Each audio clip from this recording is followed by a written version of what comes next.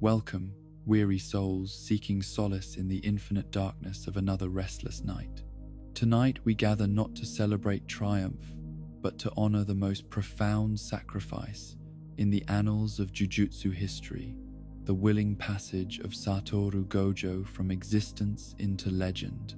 This is the story of how the strongest sorcerer chose mortality over omnipotence,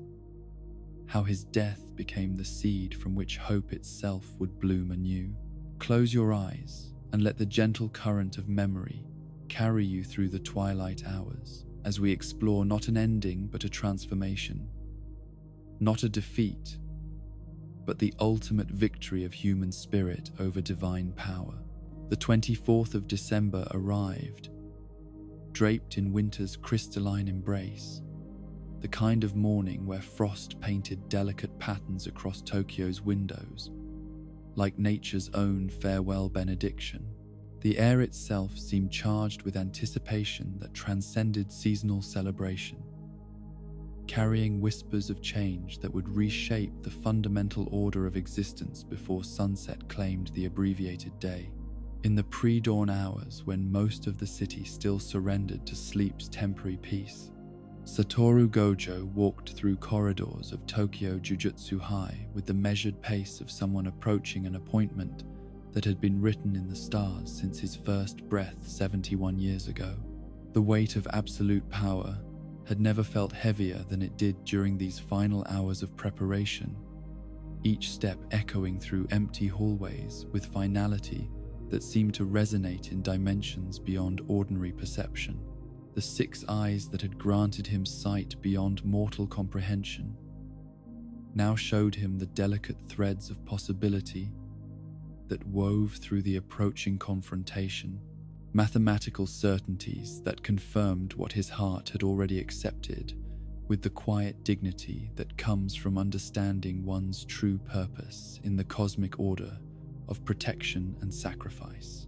His reflection in the bathroom mirror revealed features unchanged by the knowledge of approaching mortality, the same casual confidence that had characterized his approach to every challenge throughout his extraordinary existence. But those who possessed the wisdom to look beyond surface appearances might have detected subtle differences in the quality of his attention. The way his gaze seemed to linger on ordinary details, as if memorizing textures and colors that would soon exist only in whatever realm awaited consciousness after its separation from flesh and bone and cursed energy. The ritual ablutions that preceded his final battle were conducted with the same meticulous care he had brought to every significant moment since childhood, understanding that dignity in death required the same attention to detail that had defined his approach to life. Water cascaded over skin that had deflected attacks capable of leveling city blocks, cleansing away the accumulated residue of decades spent standing between humanity and forces that sought its destruction through methods too terrible for ordinary minds to contemplate. The clothing he selected for this ultimate confrontation was deliberately unremarkable. The familiar dark uniform that had become as much a part of his identity as the techniques that had made his name synonymous with invincible protection. There was profound humility in choosing simplicity over ostentation for an encounter that would determine the fate of human civilization, recognition that true strength required no external validation or theatrical display to demonstrate its authenticity and purpose. The amplification ritual that Yutahime had prepared represented both tactical necessity and symbolic acknowledgement of the collaborative nature of even the most solitary-seeming endeavors, her cursed technique enhancing his already overwhelming capabilities while serving as reminder that individual power gained meaning only through its connection to the larger community of souls dedicated to preservation of what was precious and vulnerable in existence itself. The ceremony took place in one of the school's smaller practice rooms, space made sacred by generations of students who had learned within its walls that strength without wisdom was merely destruction, waiting for an excuse to manifest. Utaheim's voice carried notes of barely suppressed emotion as she wove the enhancement technique around his spiritual essence,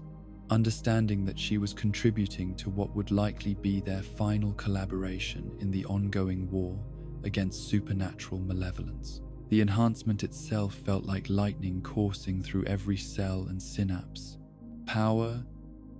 building upon power, until his already extraordinary capabilities approached the theoretical limits of what human consciousness could contain and direct without losing essential humanity in the process. The sensation was both exhilarating and sobering, temporary transcendence that came at the cost of accepting that such heights could not be maintained indefinitely without consequences that would echo through every remaining moment of existence. The strategic discussions that followed the amplification ritual were conducted with the careful precision of military planners who understood that every detail might prove crucial in determining outcomes that would affect millions of Goma, innocent lives. Maps and intelligence reports spread across conference tables painted clinical pictures of tactical considerations, but beneath the professional analysis lay emotional currents that reflected the deep bonds formed through years of shared struggle against forces that threatened everything they held dear. Ijichi's nervous efficiency provided both practical coordination and touching reminder of how many people depended on hierarchies and systems that Satoru's death would inevitably disrupt, the dedicated manager's competence representing institutional stability that would need to adapt and evolve in response to the absence of the anchor that had provided security for so many years. His careful attention to logistical details was both professional responsibility and personal tribute to someone whose protection had allowed such ordinary competence to flourish in safety. The conversation with Principal Yaga carried weight that transcended immediate tactical considerations. Acknowledgement between educator and former student that this confrontation would test not just individual capability, but the effectiveness of philosophical approaches to power and responsibility that had shaped both their careers. The old man's weathered features reflected decades of difficult choices that had prepared him for this moment when his greatest success would walk voluntarily toward almost certain destruction. But it was the final meeting with his students that demanded the most careful emotional management, understanding that whatever words passed between them would need to sustain young hearts through challenges that would test everything he had taught them about courage and determination and the willingness to sacrifice personal comfort for the welfare of others.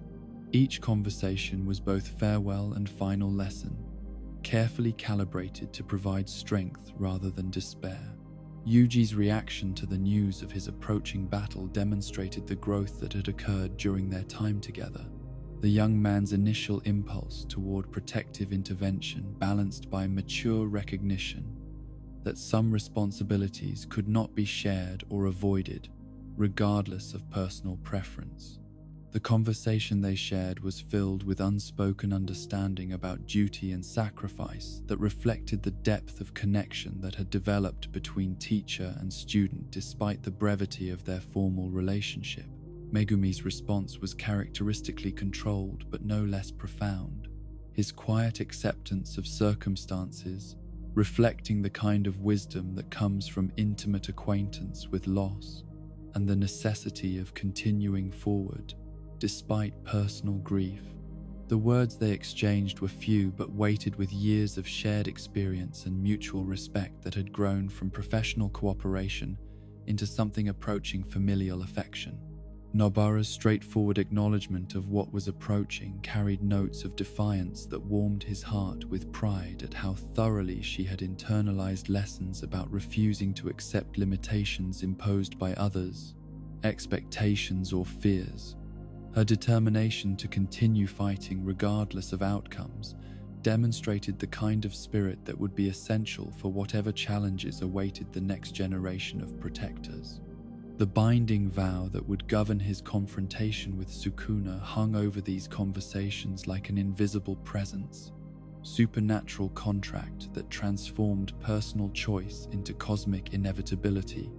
while preserving the essential freedom that made sacrifice meaningful, rather than merely tragic. The knowledge that death approached according to terms he had accepted willingly provided strange comfort, understanding that his fate remained connected to his values, even as it moved beyond his direct control.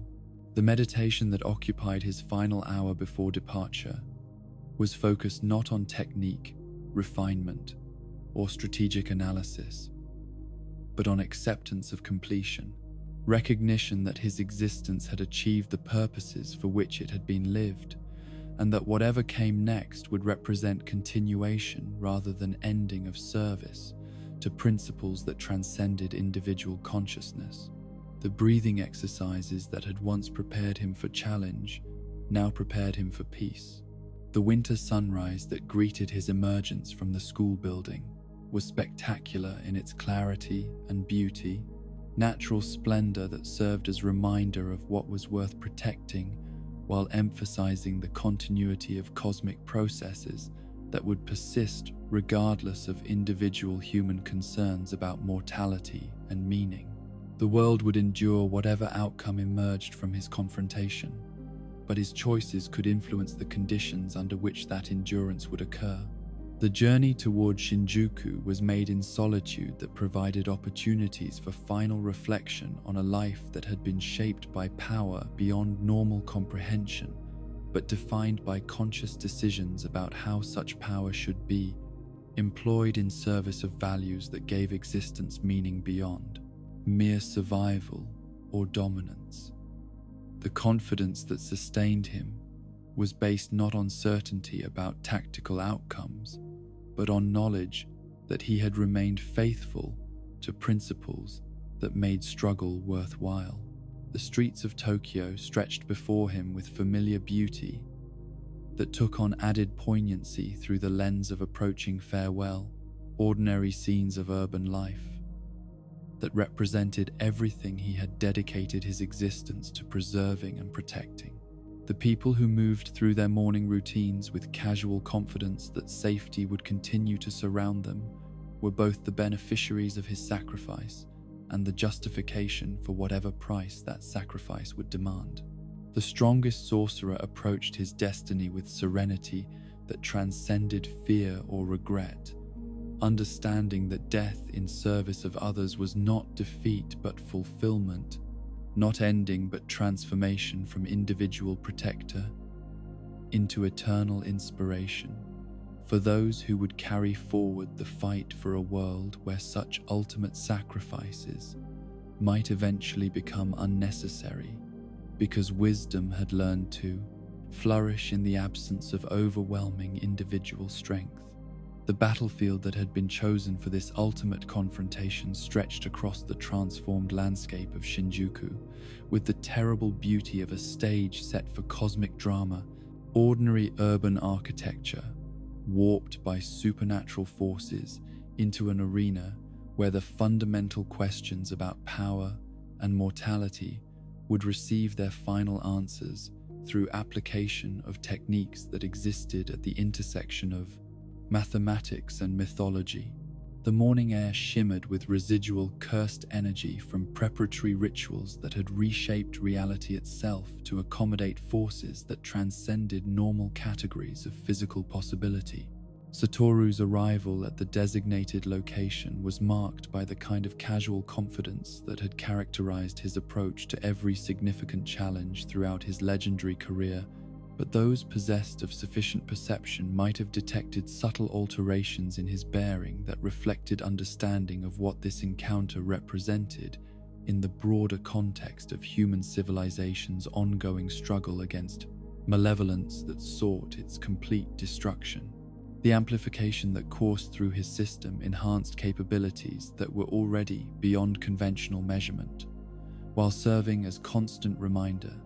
that even divine power operated within constraints that could be exceeded only at the cost of existence itself. The opening exchange between the two combatants was conducted with theatrical precision that acknowledged the cosmic significance of their confrontation, each understanding that forces beyond normal human perception would judge whatever outcome emerged from their clash of abilities that had been refined through centuries of development and application. Sukuna's presence in the stolen flesh of Megumi Fushiguro added layers of personal anguish to circumstances that were already emotionally devastating. The King of Curses having chosen this particular vessel, specifically to exploit psychological vulnerabilities that raw power alone could never address effectively. The hollow purple that Satoru launched as his opening gambit represented the ultimate expression of spatial manipulation theory, applied with mathematical precision that bordered on artistic perfection.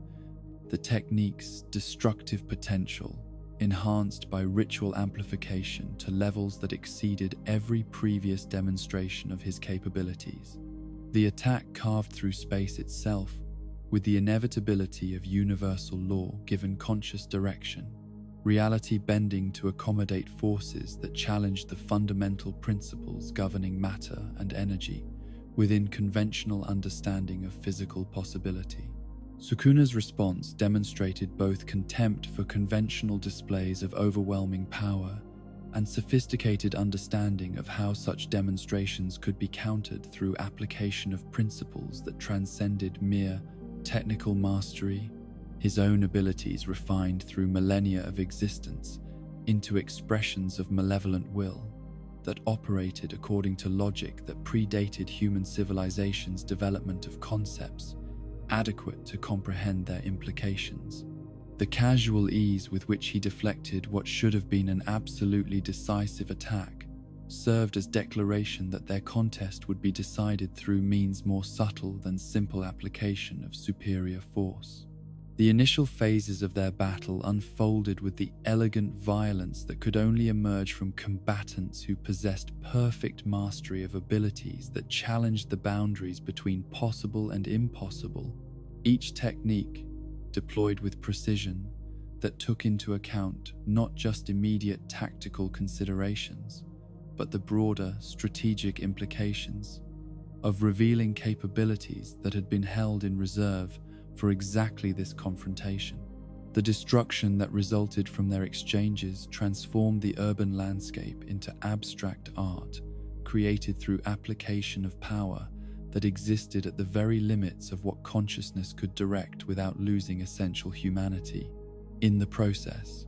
the blue technique that Satoru employed to establish control over the battlefield's spatial relationships demonstrated evolution in his understanding of cursed energy manipulation that reflected insights gained through experience and study that had occupied every moment of his extraordinary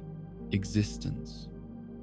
The attractive force he generated operating with surgical precision that could eliminate specific targets while preserving everything else within the affected area. The mathematical elegance of his approach was matched by practical effectiveness that forced his opponent to adapt strategies that had been developed through centuries of accumulated combat experience against enemies who possessed lesser capabilities and understanding. The building that served as their primary arena was transformed from mundane commercial architecture into something approaching a monument to the application of supernatural force, its destruction serving as canvas for techniques that redefined conventional understanding of what was possible when will and power achieved perfect synthesis through consciousness, capable of grasping implications that extended beyond immediate tactical considerations. The collateral damage that resulted was both inevitable consequence of their clash and carefully controlled demonstration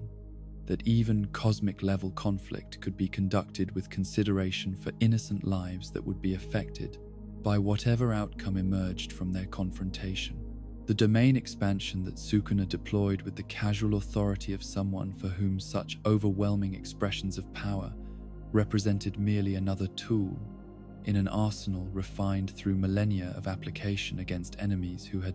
lacked adequate preparation or capability to pose genuine. Challenge was intended not just as tactical escalation, but as psychological statement about the futility of resistance against forces that had existed since before human consciousness developed concepts adequate to comprehend their true nature and purpose. Malevolent Shrine manifested with oppressive grandeur that seemed to draw darkness from dimensions beyond normal perception. Its architecture, reflecting aesthetic principles that predated human civilization while incorporating innovations that had been developed through centuries of application,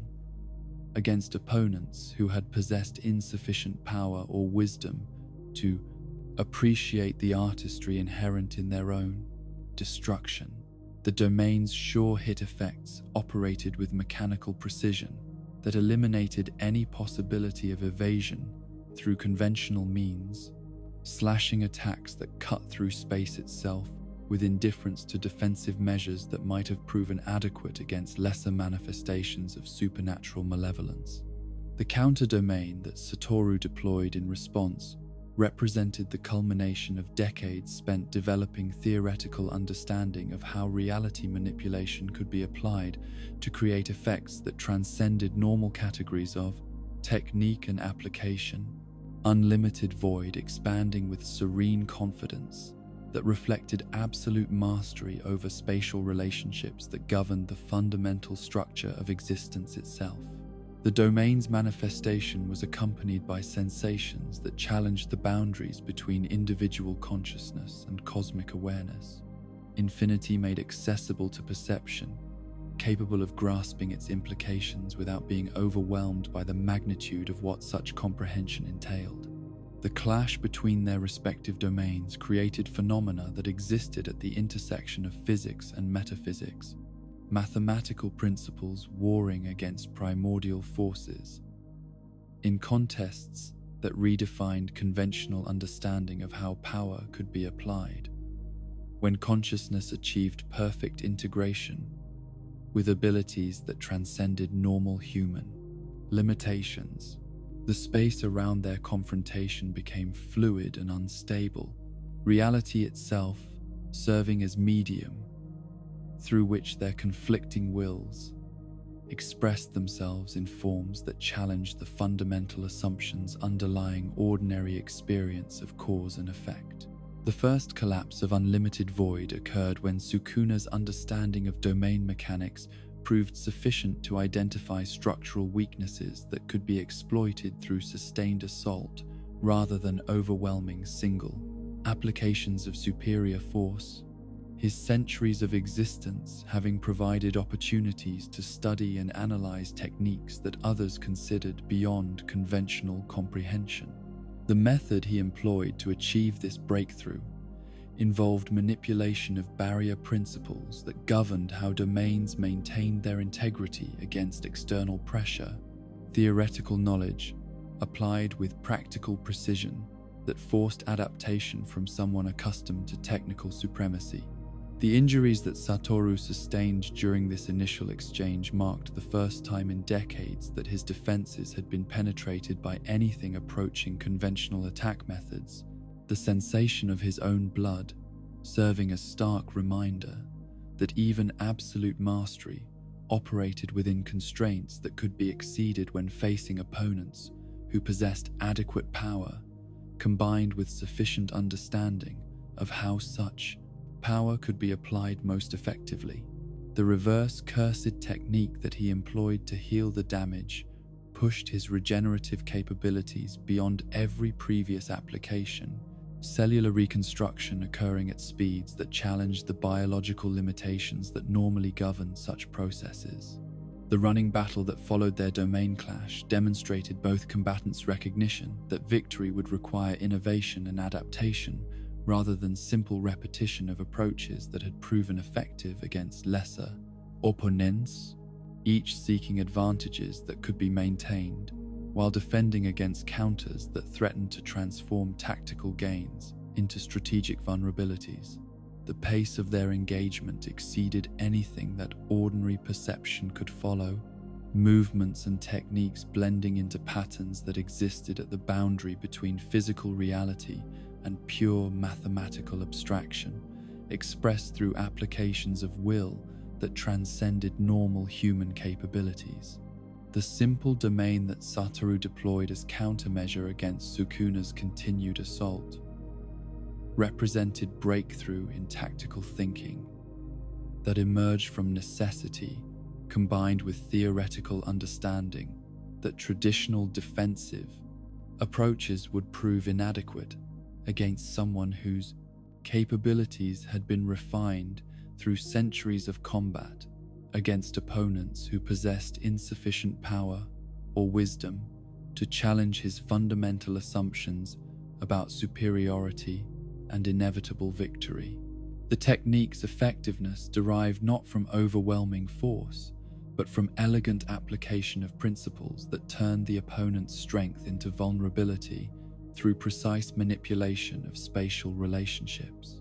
The hand-to-hand combat that occurred within their clashing domains showcased physical capabilities that exceeded normal human parameters, while demonstrating how completely both fighters had integrated supernatural abilities with martial techniques that transformed every movement into potential expression of devastating power applied with precision that reflected decades or centuries of practice and refinement. The violence was simultaneously intimate and cosmic in scope. Personal rivalry played out through applications of force that could reshape the fundamental structure of reality when deployed with adequate understanding and will. The realization that Sukuna was deliberately avoiding use of the Ten Shadows technique that he had acquired through his possession of Megumi created strategic complications that forced recalculation of approaches that had seemed adequate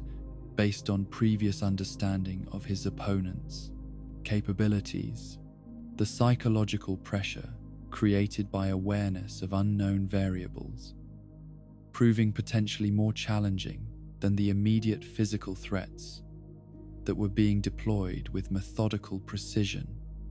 designed to exploit every possible weakness or limitation. The blood that began to flow from Satoru's nose served as warning that his sustained use of domain expansion was approaching the limits of what his enhanced physiology could maintain without permanent damage to systems that made such application possible. The dizziness that followed providing additional evidence that victory would need to be achieved quickly before accumulated strain compromised his ability to function at the level of precision that survival against such an opponent required absolutely. The final domain clash that determined the outcome of this phase of their battle was decided by speed advantage, measured in fractions of seconds, that proved decisive despite their apparent insignificance. Unlimited Void, achieving temporary dominance that lasted long enough to inflict damage that would affect Sukuna's subsequent capabilities, while providing the opening necessary for follow-up attacks that might have achieved conclusive victory under different circumstances. The moment of triumph was brief but profound, demonstration that even overwhelming opposition could be overcome through application of principles that transcended raw power. But the manifestation of Mahoraga that followed revealed why Sukuna had been willing to absorb significant damage in exchange for opportunities to deploy capabilities that had been held in reserve throughout their previous exchanges. The Shikigami's adaptive abilities, representing form of evolution that could potentially overcome even the most perfectly executed techniques through systematic analysis and counter-development. The creature's appearance on the battlefield transformed what had seemed like approaching victory into renewed uncertainty about outcomes that had appeared predetermined only moments before. The eight-handled sword Divergent Scylla Divine General represented something approaching the ultimate expression of adaptation made manifest through supernatural means. Its ability to adjust to any technique or approach that it survived, making conventional victory impossible through repeated application of successful strategies. The psychological impact of facing an opponent that became stronger through exposure to his most effective attacks was perhaps more challenging than the immediate physical threat, requiring constant innovation and development of approaches that had never been tested under combat conditions. The realization that Megumi's soul was being forced to bear the adaptation burden that should have fallen on Sukuna himself added moral complexity to circumstances that were already emotionally devastating. Understanding that victory might require choices that compromise values that had motivated his entire approach to power and responsibility throughout his extraordinary existence. The knowledge that someone he cared about was being exploited as instrument in his own potential destruction created psychological pressure that threatened tactical judgment at moments when absolute clarity was essential for survival. The brain damage that resulted from his sustained use of reverse curse technique to maintain capabilities necessary for domain expansion created permanent limitations that would affect every subsequent decision about resource allocation and strategic planning. Understanding that his enhanced condition was temporary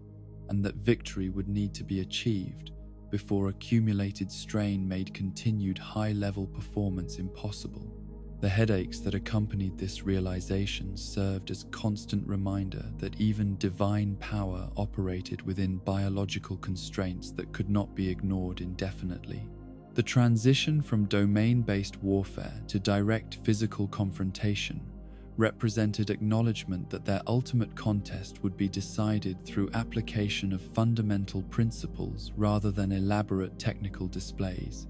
strength against strength, and will against will, in forms of conflict that had defined understanding of power since consciousness first recognized the difference between protection and domination. The brutality that characterized this phase of their battle was matched by precision that reflected complete mastery over every aspect of combat that could be refined through study and practice. The blue technique that he deployed in increasingly complex patterns around the battlefield demonstrated tactical thinking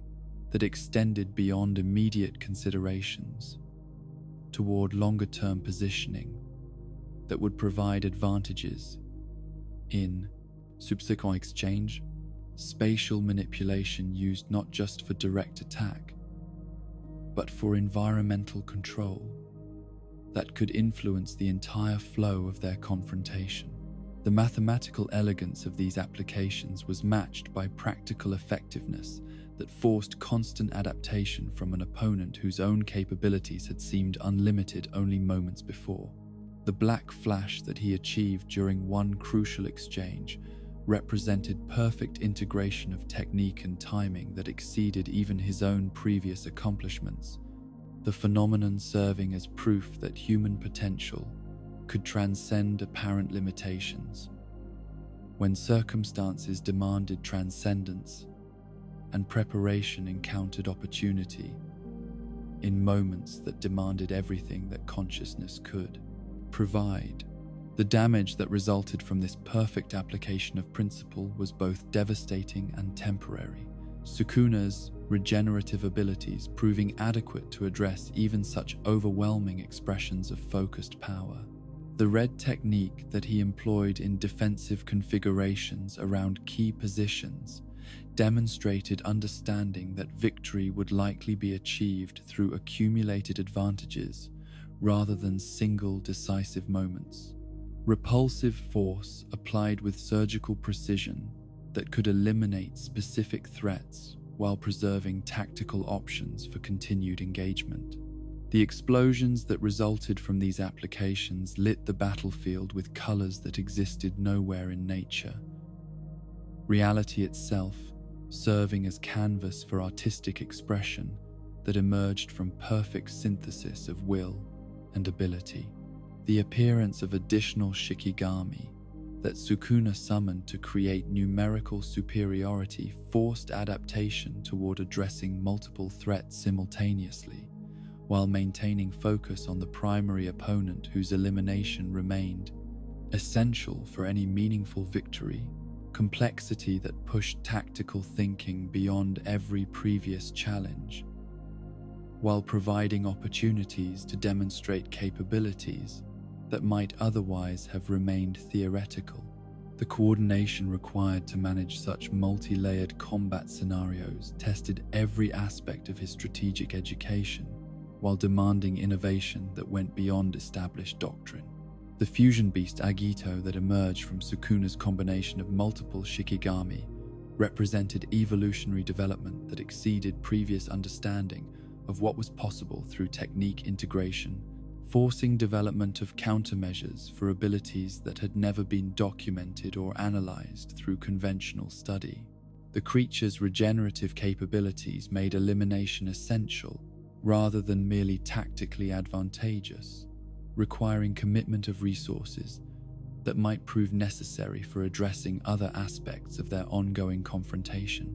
The unlimited hollow purple that served as his ultimate response to these escalating challenges represented the absolute pinnacle of spatial manipulation applied with precision that demanded perfect calculation and execution,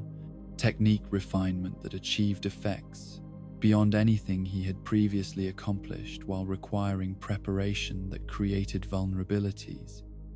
His opponents attempted to exploit during the charging process. The incantations that he employed to enhance the technique's effectiveness demonstrated understanding that victory would require every possible advantage, regardless of traditional preferences for understated displays of power.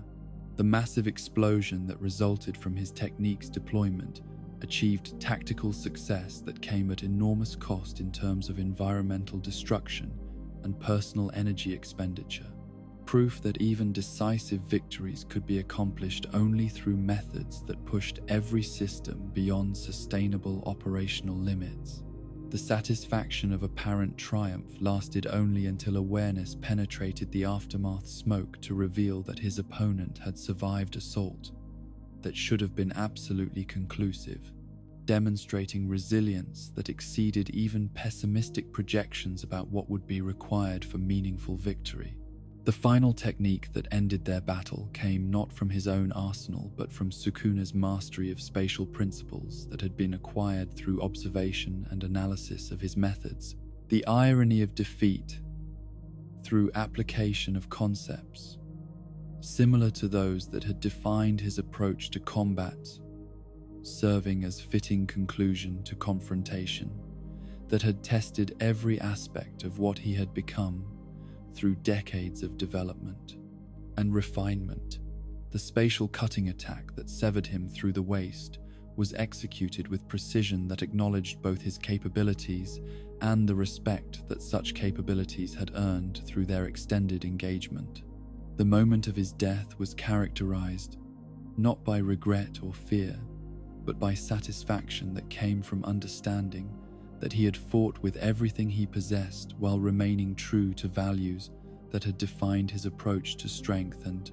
responsibility throughout his existence. The battle having tested every aspect of what he had become through experience and choice. The words that passed between them in those final seconds reflected mutual recognition that their confrontation had represented something greater than personal rivalry. Acknowledgement that both had been changed by encounter with opposition that demanded everything they possessed while revealing the true nature of what they had chosen to become through their respective approaches to power and its application. The strongest sorcerer's consciousness faded with understanding that death in service of others represented completion rather than failure, transformation from individual protector into eternal inspiration for those who would continue the struggle for world where such ultimate sacrifices might eventually become unnecessary, because wisdom had learned to flourish without requiring overwhelming individual strength to maintain values that made existence meaningful beyond mere survival or dominance over forces that sought humanity's destruction through methods too terrible for ordinary minds to comprehend or address through conventional means. The silence that followed Satoru Gojo's death was not the ordinary absence of sound, but something deeper and more profound. A cosmic pause that seemed to acknowledge the fundamental alteration of reality that had occurred when the strongest sorcerer's consciousness separated from flesh that had channeled power beyond mortal comprehension for 7 decades of extraordinary service to humanity's continued existence. The very air around Shinjuku felt different in ways that transcended physical measurement, as if the universe itself required time to adjust to the absence of someone whose presence had maintained balances that most people never realized existed or depended upon for their daily safety. The first person to comprehend the magnitude of what had transpired was Shoko Ieri, her medical knowledge, providing immediate understanding of what the catastrophic injuries visible through remote observation meant for someone whose regenerative abilities had seemed limitless throughout their shared history of friendship and professional collaboration. The reverse cursed technique that had saved him from countless previous encounters had proven inadequate against damage that exceeded the biological parameters within which even supernatural healing could function. Cellular destruction too complete for any known method of restoration to address effectively. The communication networks that connected Jujutsu society buzzed with initial reports that seemed too impossible to accept. Experienced sorcerers struggling to process information that challenged every assumption they had developed about the fundamental structure of their hidden world and the protections that had allowed it to function despite constant threats from forces that sought its complete destruction. The strongest had fallen, and with him had collapsed certainties that had seemed as permanent and reliable as natural law itself. Ijichi's voice shook as he delivered preliminary battlefield assessment to supervisors whose faces reflected the same stunned disbelief that characterized everyone's initial response to news that redefined everything they thought. They understood about power and vulnerability and the price that absolute dedication to service could ultimately demand from even the most capable individuals. The manager's usual nervous efficiency was replaced by something approaching shell shock, professional competence, struggling to function in circumstances that exceeded every contingency for which institutional protocols had been designed. The students' reactions when the news reached them were as varied as their personalities and relationships with the man who had shaped their understanding of what it meant to be strong in service of something greater than personal advancement or comfort, each processing grief and shock through emotional frameworks that had been influenced by his teaching, but remained unique to their individual psychological makeup and experience. The depth of their responses reflected not just personal loss, but recognition that the world had become fundamentally more dangerous and uncertain with the removal of protection that had seemed as reliable as sunrise. Yuji Itadori's response was perhaps the most complex, his connection to Sukuna creating guilt and responsibility that transcended normal categories of survivor's remorse or student's grief for beloved mentor, understanding that his body had served as vessel for the entity that had accomplished what no previous opponent had managed, despite centuries of accumulated attempts. The weight of this knowledge threatened to overwhelm psychological defenses that had already been strained by months of bearing responsibility for hosting humanity's greatest enemy within his own consciousness and physical form. The young man's first words upon receiving confirmation of what had occurred were not expressions of anger or despair, but quiet acceptance of what this development meant for his own future and the obligations that would now fall to Demon, him and his classmates. Recognition that their teacher's death marked not just personal tragedy, but transition point in ongoing conflict that would require them to demonstrate everything they had learned about courage and determination. His maturity in processing circumstances that might have destroyed less resilient spirits was testament to the effectiveness of educational approaches that had prioritized emotional development alongside technical training. Megumi Fushiguro's reaction was complicated by awareness that his body had been used as instrument in the destruction of someone who had served as father figure and mentor throughout the most formative period of his development as both sorcerer and human being. The knowledge that his own inherited techniques had contributed to this ultimate tragedy, creating psychological burden that threatened to crush someone whose natural tendency towards self-blame had always been one of his most troubling characteristics. The quiet devastation that characterized his initial response reflected not just grief, but existential questioning about his own worth and the value of abilities that had been turned against everything he held dear. The conversation between Megumi and his sister Tsumiki, despite her continued unconscious state, took on new poignancy as he struggled to explain circumstances that seemed too cruel and complicated for anyone to bear, his words carrying weight that reflected understanding that their shared future had been fundamentally altered by events that neither had chosen, but both would need to navigate somehow. The one-sided dialogue revealed someone grappling with questions about fate and responsibility that had no clear answers but demanded response nonetheless. Nobara Kugisaki's response to the news was characterized by the same straightforward directness that had defined her approach to every challenge throughout her training, but beneath her apparently controlled reaction lay depths of feeling that reflected how thoroughly she had been influenced by someone whose casual confidence had provided model for maintaining determination despite overwhelming odds. Her silence spoke more eloquently than words could have managed, acknowledgement that some losses transcended conventional expression, while demanding continued commitment to values that had been demonstrated through ultimate sacrifice. The second and third year students processed their grief through frameworks that had been shaped by longer exposure to his teaching methods and philosophical approaches, their responses reflecting deeper understanding of what his death meant, not just for their personal development, but for the broader struggle between human civilization and supernatural forces that sought its complete destruction. Their conversations revealed young adults who had been prepared for this possibility through education that had never flinched from acknowledging the ultimate costs that their chosen profession might demand. Maki Zenin's reaction was particularly notable for its combination of personal grief and professional assessment of what their teacher's absence would mean for ongoing operations that depended on strategic oversight that had seemed as reliable as any natural force.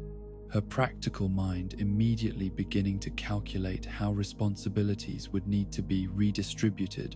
among remaining personnel whose capabilities were significant but not unlimited. The questions she raised about succession planning and institutional continuity reflected someone who understood that grieving would need to coexist with continued function if their shared mission was to survive this devastating loss. Yuta Okotsu's response, when the news reached him in Africa, demonstrated the global impact that Gojo's death would have on networks of protection and support that had been built around his unique capabilities and moral authority. The young man's immediate decision to return to Japan, reflecting understanding that his own extraordinary abilities would now be needed to help fill gaps that might otherwise prove catastrophic for everyone who had depended on security that no longer existed. His calm acceptance of increased responsibility was matched by genuine grief for someone who had provided crucial guidance during the most difficult period of his development. The institutional response to this unprecedented crisis was characterized by emergency protocols that had been designed for many contingencies, but never for circumstances where the fundamental anchor of their security apparatus had been permanently removed from the equation. senior administrators struggling to maintain essential functions while processing implications that extended far beyond immediate tactical considerations. The meetings that were convened in the hours following confirmation of his death were marked by discussions that ranged from practical concerns about ongoing missions to existential questions about whether their traditional approaches could survive such catastrophic change. Principal Gakuganji's leadership during this crisis period reflected decades of experience with difficult decisions and tragic outcomes, but even his extensive background had not prepared him for circumstances that challenged every assumption about how Jujutsu society could continue to function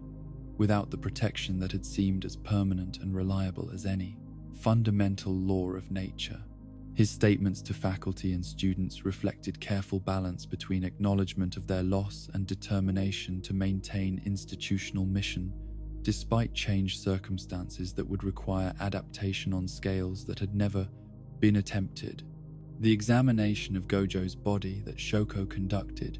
was perhaps the most difficult professional duty of her entire medical career.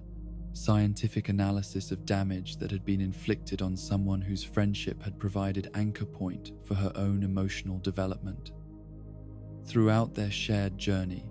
from idealistic students to experienced professionals who had learned to bear responsibilities that exceeded anything their youth had prepared them to understand, her clinical observations were delivered with professional precision that concealed depths of personal grief that threatened to overwhelm defenses that had been constructed through years of processing trauma and loss. The medical findings confirmed what battlefield observation had already suggested, that the spatial cutting technique which had ended his life had caused damage too extensive for any known method of intervention to address. Severance of essential systems accomplished with precision that reflected intimate understanding of how his abilities functioned and what would be required to overcome defenses that had seemed absolutely impregnable throughout his legendary career. The finality of these conclusions provided closure that was both necessary and devastating. Official confirmation that hope for miraculous recovery was not merely improbable, but impossible. The preparation of his body for final disposition was conducted with ceremonial care that reflected both institutional respect for his service and personal affection from colleagues who had shared decades of collaboration and friendship. Every detail attended to with precision that honored someone whose attention to such matters had been characteristic of his approach to all aspects of existence. The process served simultaneously as professional duty and personal tribute, final service to someone who had dedicated his entire adult life to serving others, regardless of personal cost. The question of funeral arrangements created complications that reflected the unique position he had occupied within both Jujutsu society and the broader world that had been protected by his vigilance. Traditional protocols proving inadequate for circumstances that involve someone whose death would have implications extending far beyond normal categories of institutional loss. The discussions that surrounded these decisions revealed the depth of impact that his existence had created in systems and relationships that would now need to adapt to function without the foundation that his presence had provided. The immediate tactical situation that his death created required emergency redeployment of resources and personnel to address vulnerabilities that had been masked by his overwhelming individual capability, gaps in coverage that became apparent only when the protection he had provided was no longer available to compensate for institutional limitations and resource constraints. The scope of reorganization that proved necessary demonstrated how thoroughly Jujutsu Society's defensive strategies had been built around assumptions about his continued presence and availability. The culling game that continued to unfold across Japan was fundamentally altered by news of his death. Participants and observers, recognizing that the removal of the strongest sorcerer had shifted every calculation about risk and reward, that had governed their previous decision-making processes, understanding that protection which had seemed guaranteed was no longer available to those who might have depended on his intervention in crisis situations. The psychological impact of this knowledge created ripple effects that would influence every subsequent development in Kenjaku's elaborate scheme to transform human civilization according to his ancient vision. The curse users and hostile entities that had spent years or decades avoiding direct confrontation with Jujutsu society due to his overwhelming presence began to reassess their strategic positions and opportunities, understanding that obstacles, which had seemed insurmountable, might now be within reach of properly coordinated assault. The intelligence networks that monitored such threats reported increased activity and communication that suggested coordinated planning for actions that would previously have been considered suicidal due to the certainty of his intervention. But perhaps the most profound impact of his death was not tactical or strategic but psychological. The loss of someone who had seemed as permanent and reliable as any natural force, creating existential uncertainty that affected everyone who had drawn comfort from the knowledge that such protection existed, even when they never directly interacted with its source. The world felt different in ways that transcended rational analysis, as if some essential quality of safety and possibility had been diminished by the removal of someone who had embodied hope for transcendence over limitation and evil through dedication to service and sacrifice. The vigil that developed spontaneously around Tokyo Jujutsu High as news of his death spread through networks, both official and unofficial, demonstrated the extent to which his influence had reached beyond formal institutional boundaries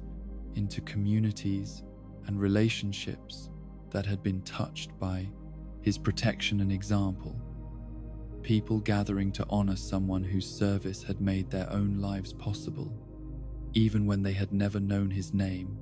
or understood the nature of threats from which his vigilance had shielded them. The flowers and offerings that accumulated at the school's gates created impromptu monument to someone whose greatest achievements had been accomplished in secrecy and shadows,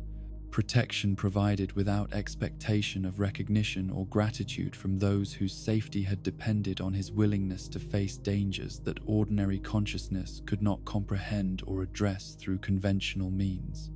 The diversity of those who came to pay their respects reflected the universal nature of his commitment to defending humanity against forces that recognized no boundaries of nationality or social position. The media coverage that attempted to explain the unusual activity and public response was necessarily limited by institutional requirements for secrecy that protected ordinary citizens from knowledge that might prove more harmful than ignorant safety. Official statements acknowledging tragedy while obscuring details that would have challenged fundamental assumptions about the nature of reality and the hidden protections that made normal life possible. The careful balance between truth and necessary deception reflected ongoing commitment to values that he had embodied throughout his service. But beneath the public ceremonies and official responses, those who had known him personally struggled with grief that was both individual and collective. Personal loss, compounded by recognition that his death marked end of era, characterized by security that had seemed as reliable as any natural law, but had actually depended on single individuals' willingness to bear burdens that should never have fallen to one person, regardless of their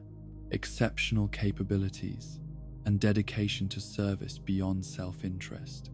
The strongest sorcerer's absence created void that extended far beyond immediate tactical considerations into realms of hope and possibility that had been shaped by his example and teaching, emptiness that would need to be filled not through replacement,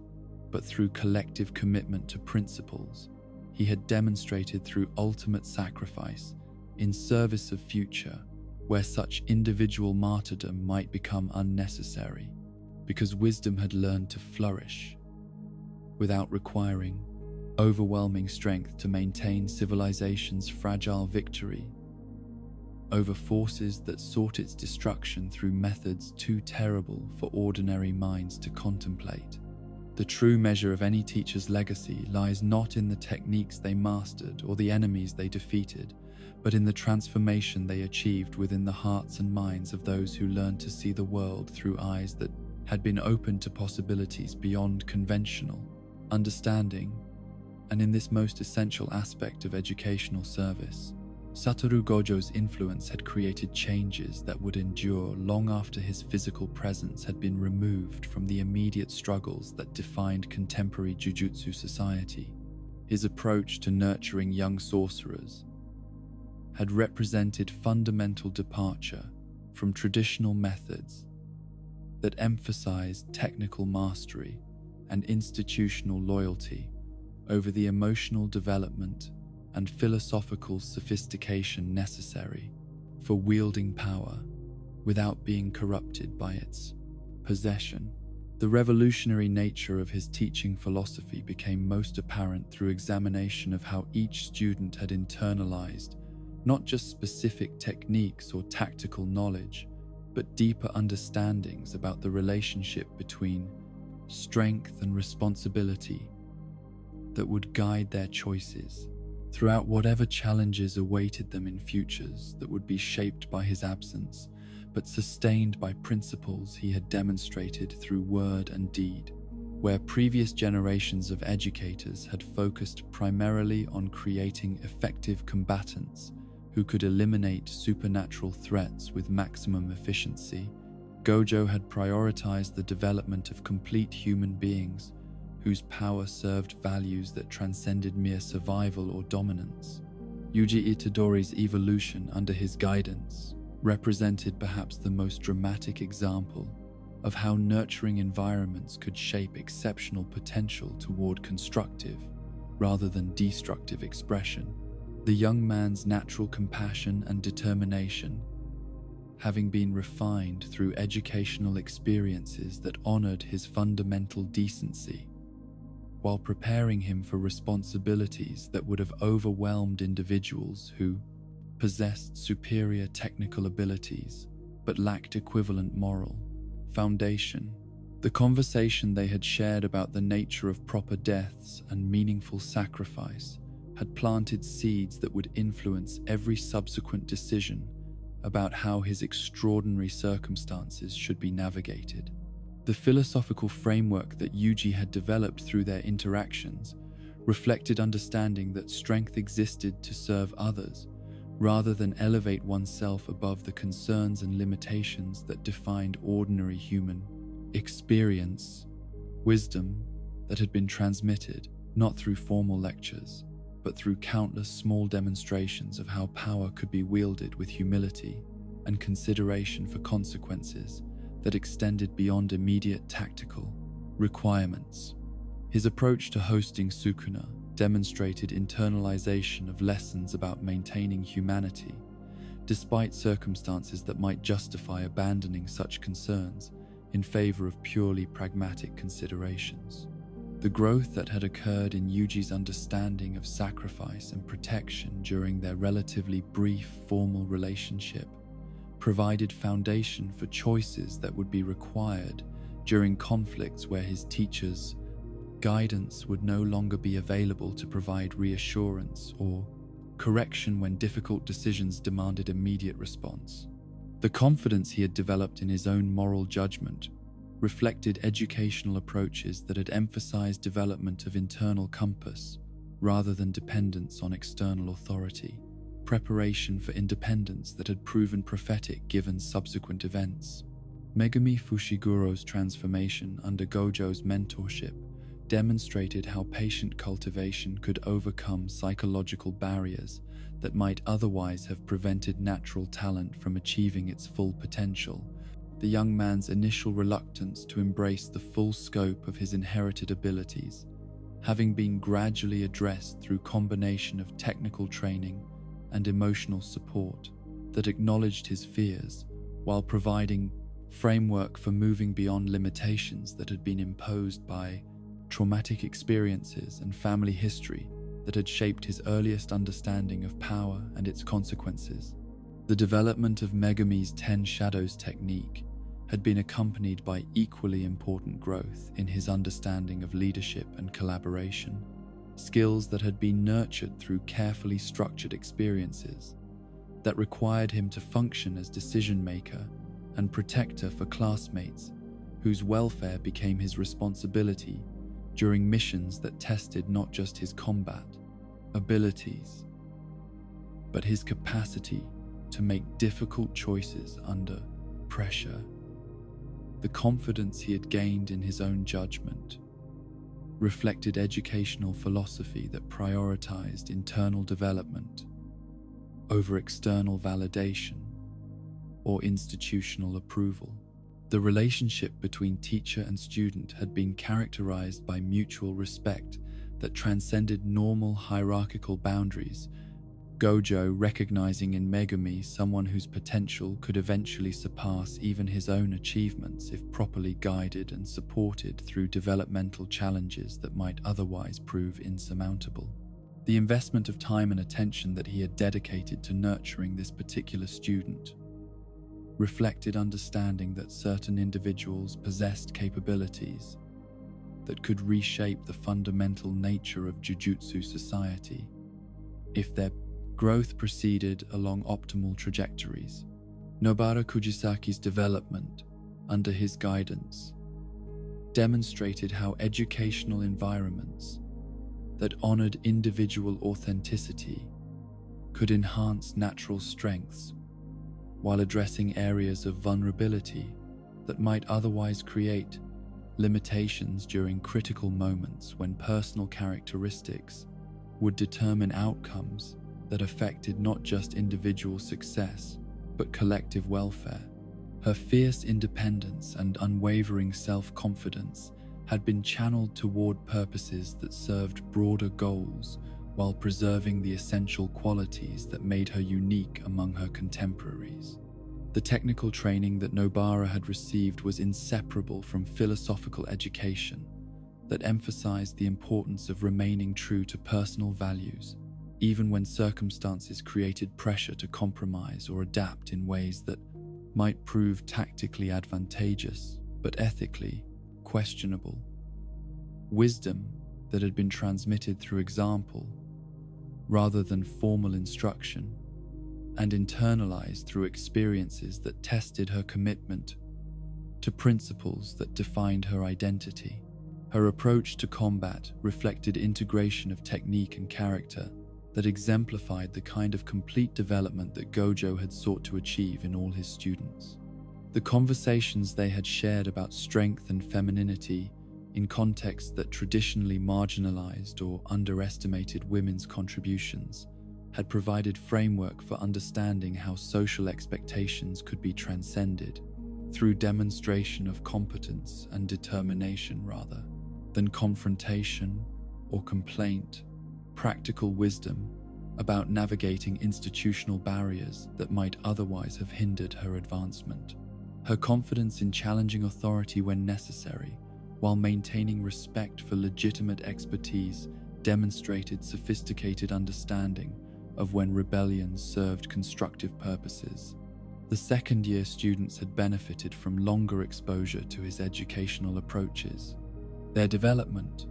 reflecting more mature understanding of how individual capabilities could be integrated into collaborative efforts that achieved results beyond what any single person could accomplish, regardless of their exceptional abilities. Wisdom that would prove essential during conflicts where coordination and mutual support would determine outcomes more reliably than individual heroics or technical supremacy. Maki Zenin's evolution from someone whose family background had created barriers to acceptance within traditional Jujutsu hierarchies into a formidable combatant whose achievements commanded respect from even the most conservative institutional voice. demonstrated how educational environments that valued merit over heritage could unlock potential that conventional systems might have dismissed or ignored. Her physical transformation had been accompanied by equally dramatic growth in confidence and strategic thinking that reflected comprehensive development rather than narrow technical training. The relationship between Maki and her instructor had been characterized by mutual recognition of what it meant to exist outside traditional categories, while maintaining commitment to values that transcended personal advancement or revenge against systems that had created unnecessary obstacles. Understanding that true victory involved changing institutions rather than simply succeeding despite their limitations. Her approach to combat and leadership reflected internalization of lessons about using strength to create opportunities for others, rather than merely demonstrating superiority. Yuta Okotsu's development during his initial year had established patterns that continued to influence his growth. Even during extended periods when direct contact with his mentor was impossible due to geographical separation and mission requirements that kept him engaged in activities that tested everything he had learned about responsibility and restraint when wielding power that could easily overwhelm any opposition he might encounter. The foundation that had been established during their early relationship provided stability that enabled continued progress, despite challenges that might have proven catastrophic for someone who possessed equivalent abilities but lacked comparable emotional development. The integration of technique and compassion that characterized Yuta's approach to complex situations reflected educational philosophy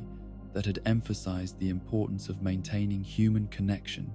even when circumstances created pressure to adopt more detached or ruthless methods that might prove tactically effective but would compromise the values that gave power meaning beyond mere dominance.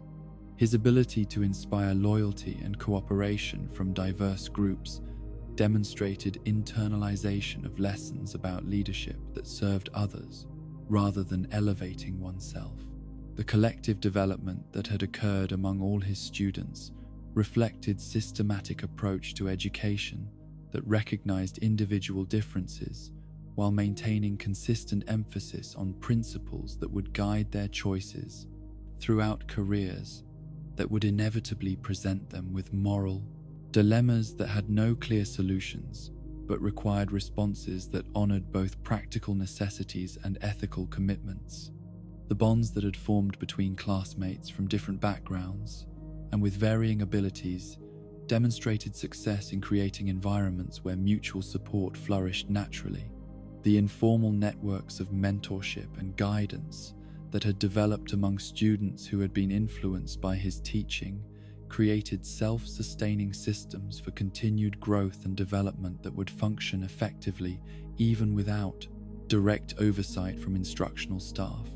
Young sorcerers taking responsibility for nurturing each other's advancement in ways that honored lessons they had internalized about the relationship between individual achievement and collective welfare.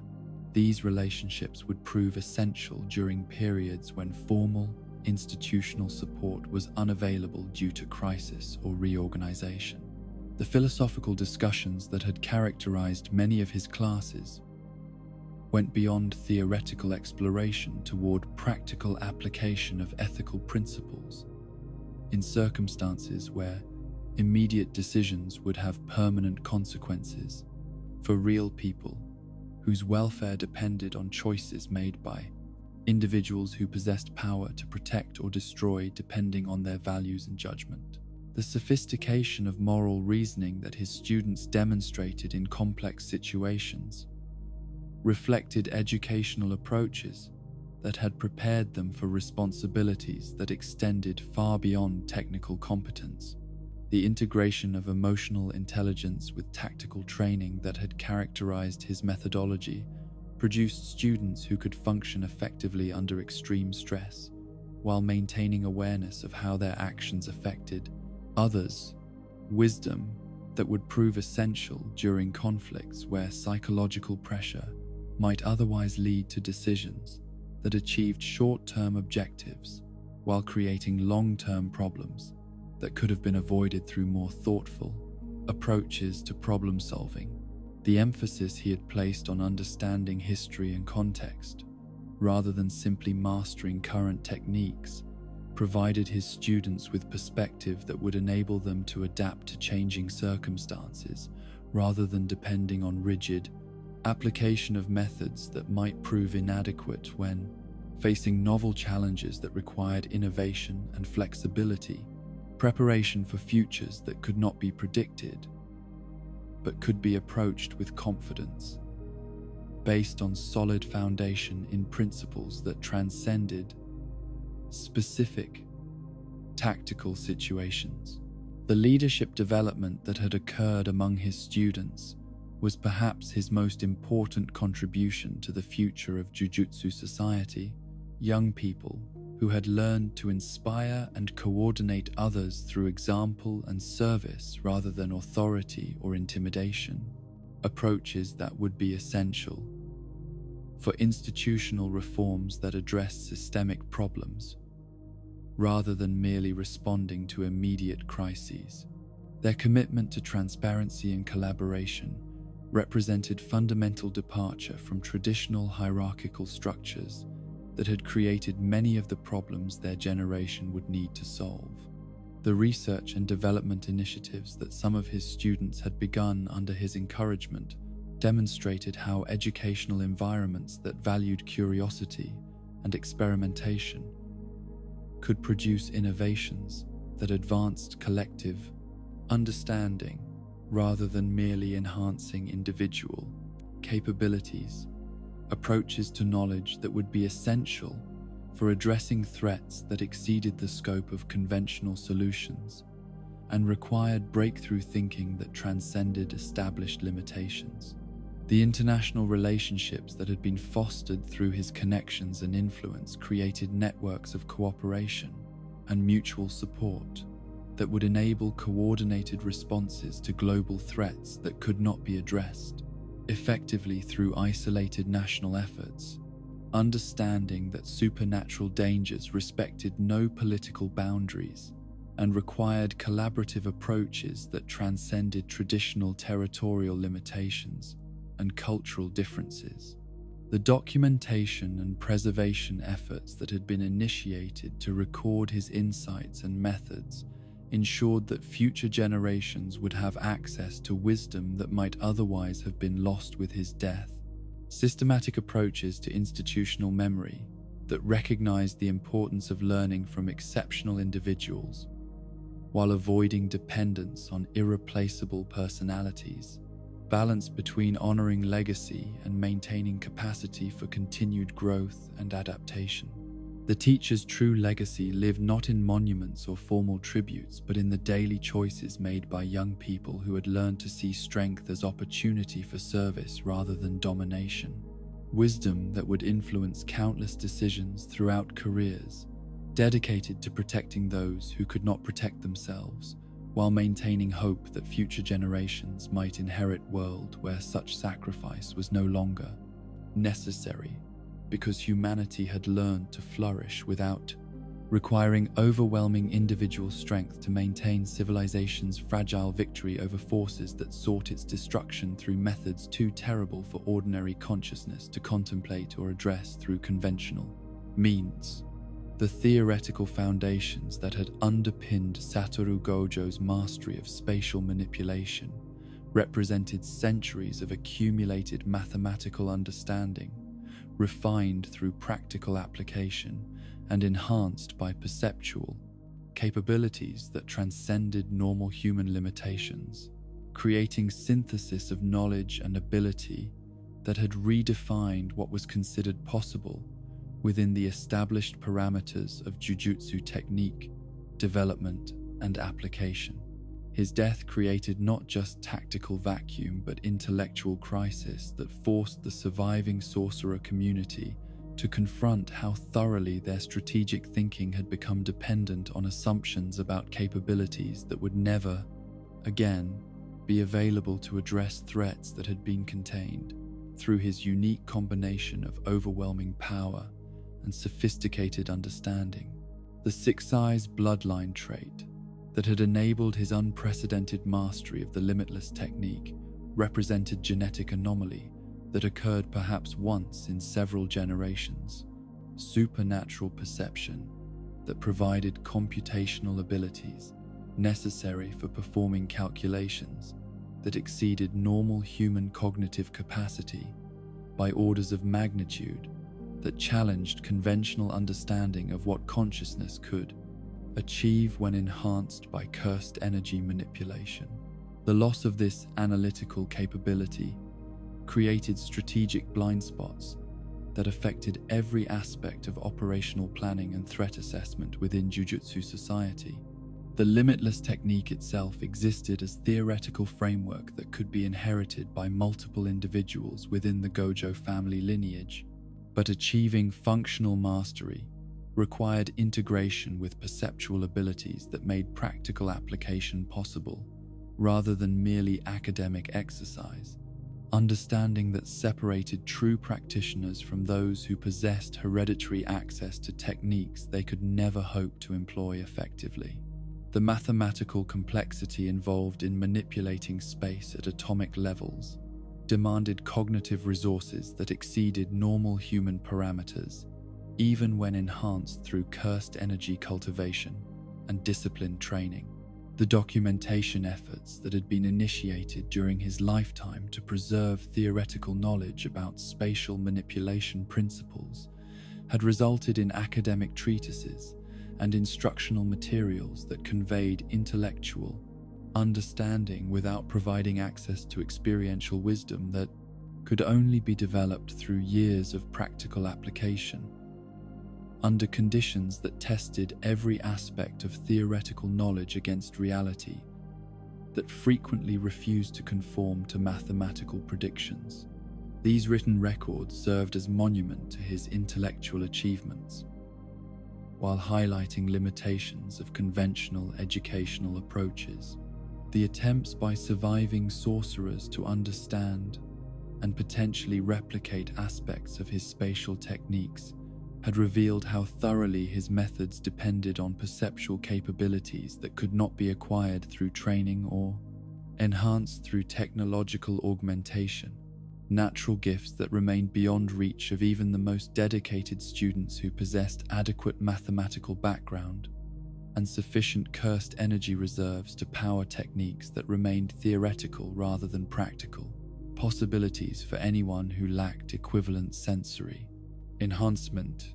The strategic implications of losing access to spatial manipulation at the level he had achieved extended far beyond immediate tactical considerations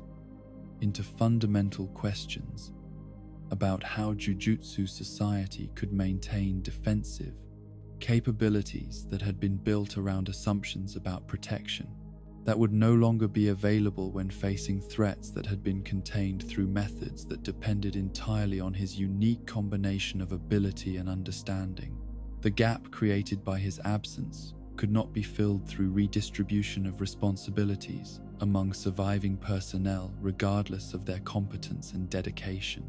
The blue technique that had served as foundation for many of his most effective applications represented mastery of attractive force manipulation that achieved effects through precise control over gravitational relationships that governed interaction between matter and energy, theoretical principles that could be understood intellectually but required perceptual accuracy that exceeded normal human capability to implement successfully during combat conditions where calculation errors would result in catastrophic failure rather than merely suboptimal outcomes. The research initiatives that had been established to analyze residual cursed energy traces from his technique applications had provided insights into mathematical relationships that governed spatial manipulation but could not recreate, experiential understanding that had enabled him to make real, time adjustments that compensated for variables that theoretical models could not predict or account for adequately, gap between intellectual knowledge and practical wisdom that highlighted fundamental differences between knowing about technique and possessing ability to employ it effectively. The red technique that had complemented his attractive force manipulation through application of repulsive principles represented equally sophisticated understanding of how space could be warped to achieve desired effects without creating unintended consequences that might prove more dangerous than original problems being addressed, mastery that had required decades of experimentation and refinement to achieve levels of precision that made complex applications safe for deployment in populated areas where collateral damage would be morally unacceptable. The hollow purple technique that had represented ultimate expression of his spatial manipulation abilities through combination of opposing forces into unified effect that transcended simple addition of component techniques demonstrated theoretical understanding that had been achieved through integration of mathematical principles with intuitive grasp of how reality responded to conscious manipulation by will that possessed adequate power and sufficient wisdom to direct such forces responsibly rather than merely impressively. The domain expansion techniques that he had developed represented pinnacle of theoretical and practical achievement in barrier manipulation, unlimited void, creating effects that challenged fundamental assumptions about relationship between consciousness and reality, while providing tactical advantages that had proven decisive in conflicts where conventional approaches would have resulted in failure, regardless of skill or determination, displayed by combatants who possessed inferior understanding of how space and perception could be integrated into unified weapon systems. The influence that his technical innovations had exerted on broader Jujutsu community extended beyond direct instruction into inspiration that had motivated other sorcerers to explore theoretical possibilities that might otherwise have remained purely academic exercises.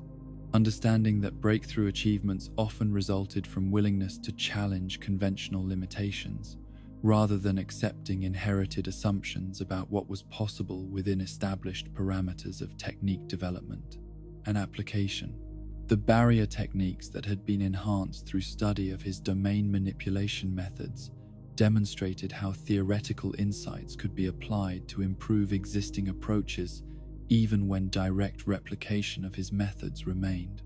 impossible due to limitations in perceptual capability or cursed energy reserves, adaptation rather than imitation, providing pathway for incorporating elements of his understanding into techniques that remained within reach of practitioners who possessed adequate foundation in relevant theoretical principles. The spatial awareness training programs that had been developed based on analysis of how his six eyes processed information had resulted in educational approaches that enhanced normal human perception beyond typical parameters, while acknowledging that such improvements could never approach levels of capability that he had possessed naturally. Modest enhancements that nonetheless provided tactical advantages for sorcerers who learned to integrate improved spatial reasoning into their existing technique repertoires. The defensive applications that had been inspired by his infinity technique had led to development of barrier methods that provided enhanced protection through manipulation of distance relationships rather than simple energy expenditure, approaches that achieved improved effectiveness while remaining accessible to practitioners who possessed adequate mathematical understanding even without supernatural perceptual enhancement. Democratization of principles that had previously required unique gifts to employ successfully. The offensive techniques that had been developed through analysis of his combat methods had resulted in innovations that applied spatial manipulation principles at reduced scales that remained within reach of normal human capability, while providing tactical advantages that had previously been available only to someone who possessed his extraordinary combination of ability and understanding. Practical applications that honored his legacy, while acknowledging limitations that affected everyone who attempted to follow his example. The coordination protocols that had been established to compensate for loss of his strategic oversight capabilities had resulted in collaborative approaches that distributed analytical responsibilities among multiple individuals whose combined insights could approximate some aspects of what he had, provided through individual assessment, team-based solutions that acknowledged impossibility of replacement, while maintaining essential functions through adaptation and innovation. The intelligence gathering systems that had been enhanced to compensate for loss of his perceptual abilities had resulted in technological and technique-based improvements in threat detection and assessment that provided early warning, capabilities that could substitute for some aspects of what his six eyes had achieved through direct observation, understanding that prevention through preparation could sometimes achieve results that intervention through overwhelming power had provided previously. The international cooperation initiatives that had been established to share knowledge about his techniques and theories had resulted in collaborative research programs that enabled global community of scholars and practitioners to work together toward understanding principles that had been embodied in single individual whose death had created shared loss that transcended national boundaries or institutional affiliations. Recognition that some knowledge was too valuable to be allowed to disappear with its original possessor. The training methodologies that had been developed to help students understand theoretical foundations of spatial manipulation had resulted in educational programs that provided mathematical and conceptual background necessary for appreciating complexity of what he had achieved, while preparing future generations to push beyond limitations that had constrained previous approaches to technique development. Foundation for innovations that might eventually achieve breakthrough results through different pathways. The memorial research projects that had been established to honor his contributions while advancing understanding of subjects he had explored had resulted in ongoing investigations that combined academic rigor with practical application,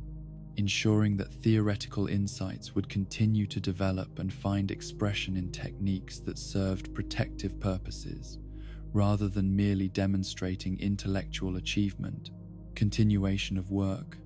that had defined his approach to power and responsibility. The void that had been created by loss of his unique capabilities could never be filled through direct replacement, but the influence of his methods and understanding would continue to shape development of jujutsu techniques and strategic approaches for generations whose practitioners would build upon foundations he had established while finding their own pathways toward effectiveness that served values he had embodied throughout his extraordinary career, dedicated to protection of humanity against forces that sought its destruction through methods that transcended conventional understanding and required responses that pushed beyond traditional limitations toward innovations that honored his memory through practical results rather than theoretical admiration. The techniques lived on not through perfect replication, but through creative adaptation that applied his insights within limitations that defined normal human capability, ensuring that wisdom gained through ultimate sacrifice would continue to serve protective purposes. Long after the individual who had achieved such understanding had passed beyond reach of direct consultation, legacy measured not through monuments or formal recognition, but through enhanced effectiveness of those who carried forward mission that had defined his existence and given meaning to power that might otherwise have served purely selfish. purposes rather than collective welfare and species survival. The burden that Satoru Gojo had carried throughout his extraordinary existence was not merely the weight of overwhelming power or the responsibility that came with being humanity's ultimate protector, but something far more profound and isolating that touched the very core of what it meant to be human while possessing abilities that transcended every normal category of individual capability and understanding. His strength had been both blessing and curse, elevating him to heights that enabled him to shield countless innocent lives from supernatural malevolence, while simultaneously separating him from the very people whose welfare had given his power, meaning and purpose beyond mere demonstration of technical mastery. The loneliness that had defined his adult relationships was not the simple isolation that might affect anyone who possessed exceptional abilities, but existential separation that resulted from consciousness that operated on levels beyond normal human comprehension, while retaining emotional needs that could only be satisfied through genuine connection with others who understood the weight of choices that affected not just personal welfare but the survival of civilization itself. His casual demeanor and apparent confidence had concealed depths of solitude that few could appreciate or address through conventional friendship or professional collaboration. The philosophical questions that had tormented him throughout his development from prodigious student to legendary protector centered on fundamental contradictions inherent in possessing power that could reshape reality while maintaining commitment to values that emphasize service rather than dominion, humility rather than supremacy, connection rather than separation from those whose limitations made them vulnerable to forces that his strength could eliminate, but never completely prevent from emerging again, in different forms that required constant vigilance and intervention. The choice that he had made repeatedly throughout his career to remain engaged with humanity, despite growing awareness of the vast gulf that separated his capabilities from those of everyone around him, reflected moral commitment that transcended rational calculation about personal benefit or emotional satisfaction, dedication to principles that demanded sacrifice of individual comfort and fulfillment in service of collective welfare that might never fully appreciate the scope of protection it received or the price that such protection required from those capable of providing it. The relationship between power and responsibility that had shaped every decision throughout his adult existence represented ongoing struggle to balance effectiveness in eliminating supernatural threats against preservation of essential humanity that gave such effectiveness meaning beyond mere technical achievement. Understanding that becoming too detached from ordinary human concerns would transform him into exactly the kind of force that he had dedicated his existence to opposing, strength without wisdom becoming indistinguishable from malevolence, regardless of original intentions. The teaching philosophy that he had developed during his later years reflected hard-won understanding that individual power, regardless of its magnitude, was insufficient to address fundamental problems that required systemic change rather than merely overwhelming intervention whenever crisis demanded immediate response. Recognition that true protection involved nurturing capability and wisdom in others, rather than creating dependence on irreplaceable individuals whose death or incapacitation would leave dangerous vulnerabilities that hostile forces could exploit with catastrophic consequences. The decision to embrace mortality rather than divine detachment represented perhaps the most profound expression of his commitment to human values over abstract principles of power and efficiency, choosing to remain vulnerable to loss and grief and ultimate death, because such vulnerability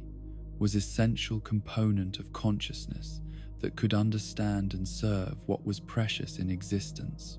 rather than merely preserving it through methods that preserved form while destroying essence that made preservation meaningful in first place. The battle with Sukuna that had ended his life represented culmination of philosophical journey that had begun with childhood isolation and evolved through decades of grappling with questions that had no simple answers but demanded consistent response based on values that transcended immediate tactical considerations or personal survival instincts. Final demonstration that some principles were worth dying for precisely because they defined what made life worth living, when power could easily provide alternatives that preserved existence while abandoning meaning. The sacrifice that his death represented was not merely tactical decision about optimal deployment of resources in specific conflict situation, but spiritual commitment to idea that individual existence gained ultimate significance through service to something greater than personal comfort or survival.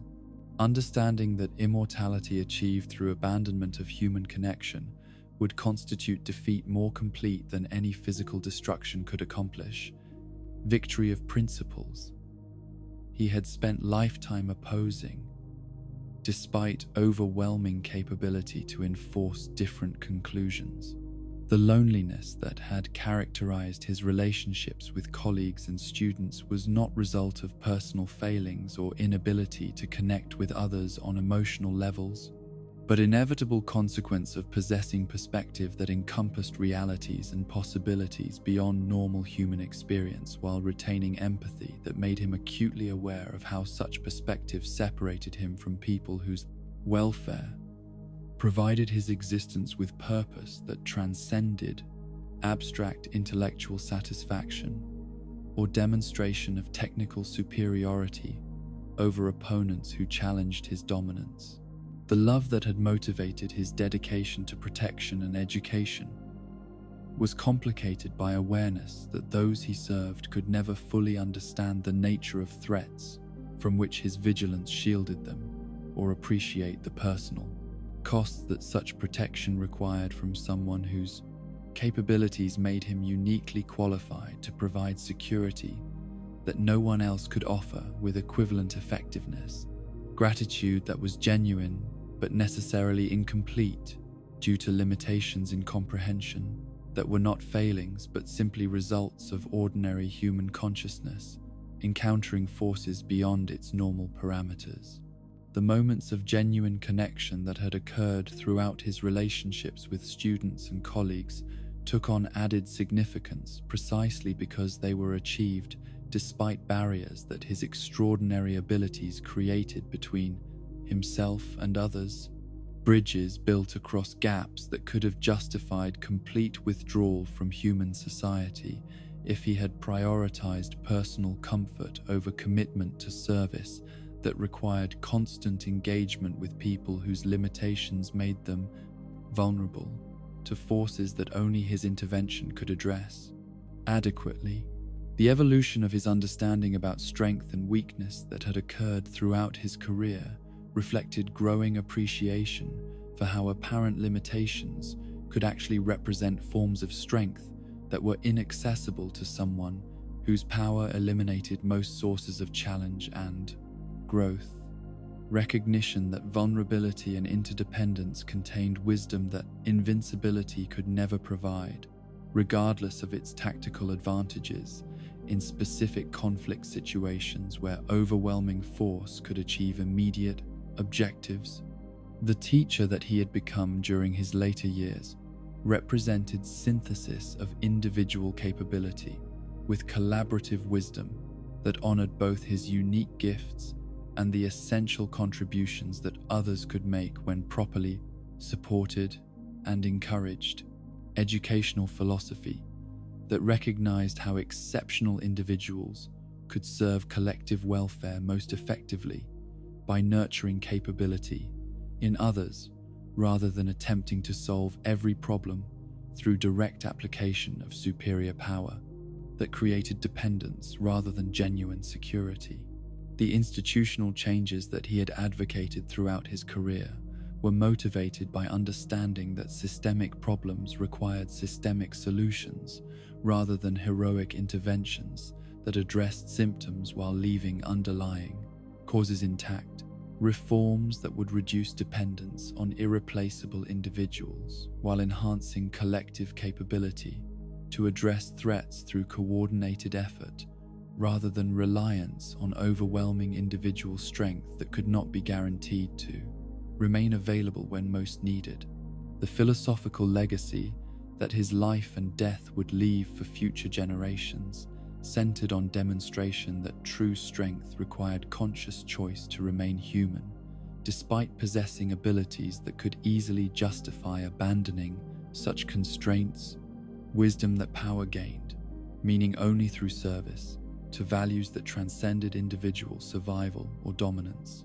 Understanding that sacrifice in service of others represented highest possible achievement for consciousness,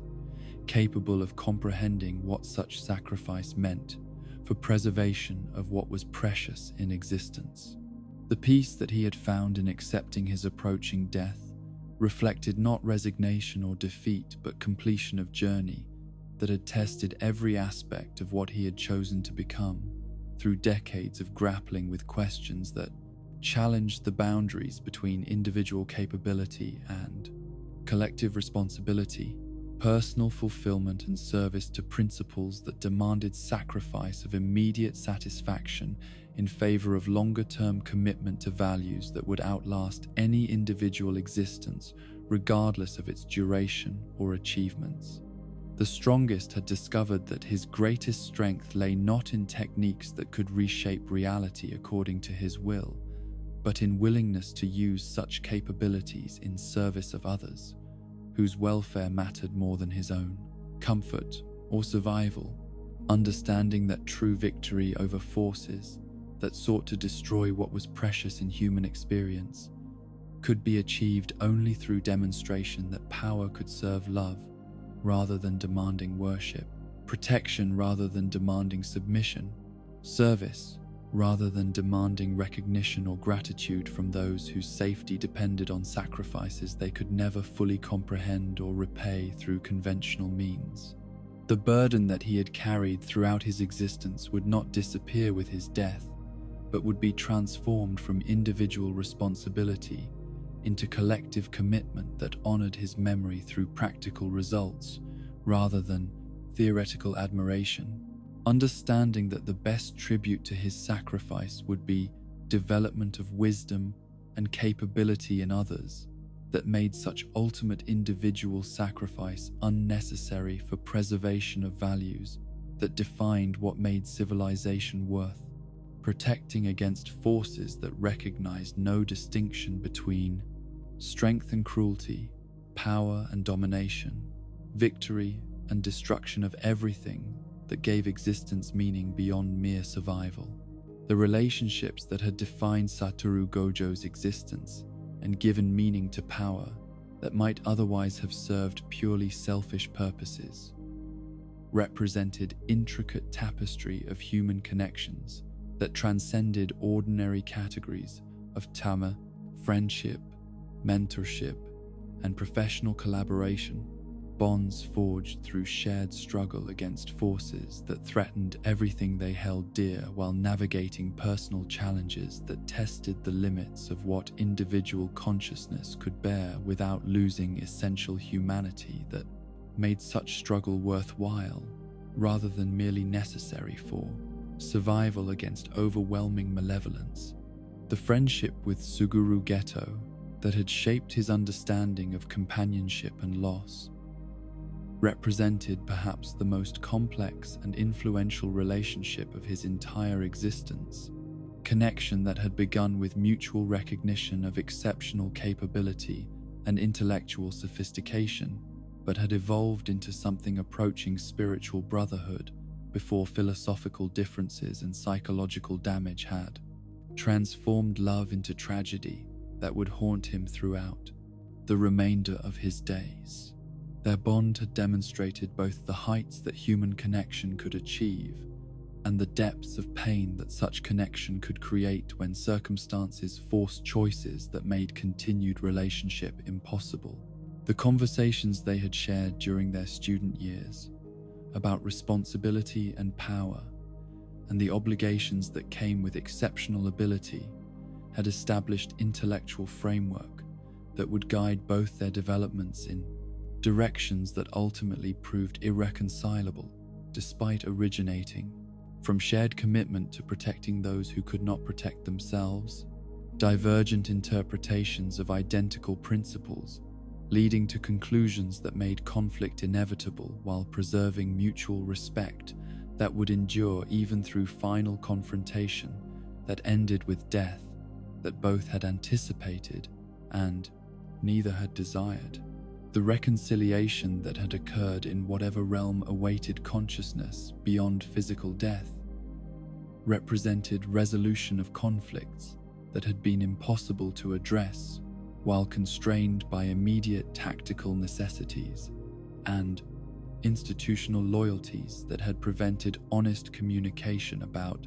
choices that had driven them toward opposing sides of fundamental questions about humanity's worth and the methods that should be employed to preserve what was precious in existence, despite its inherent vulnerability to forces that recognized no distinction between protection and domination. The mentorship relationships that he had developed with students throughout his teaching career represented conscious effort to provide guidance and support that he had lacked during his own development. From prodigious child to legendary protector,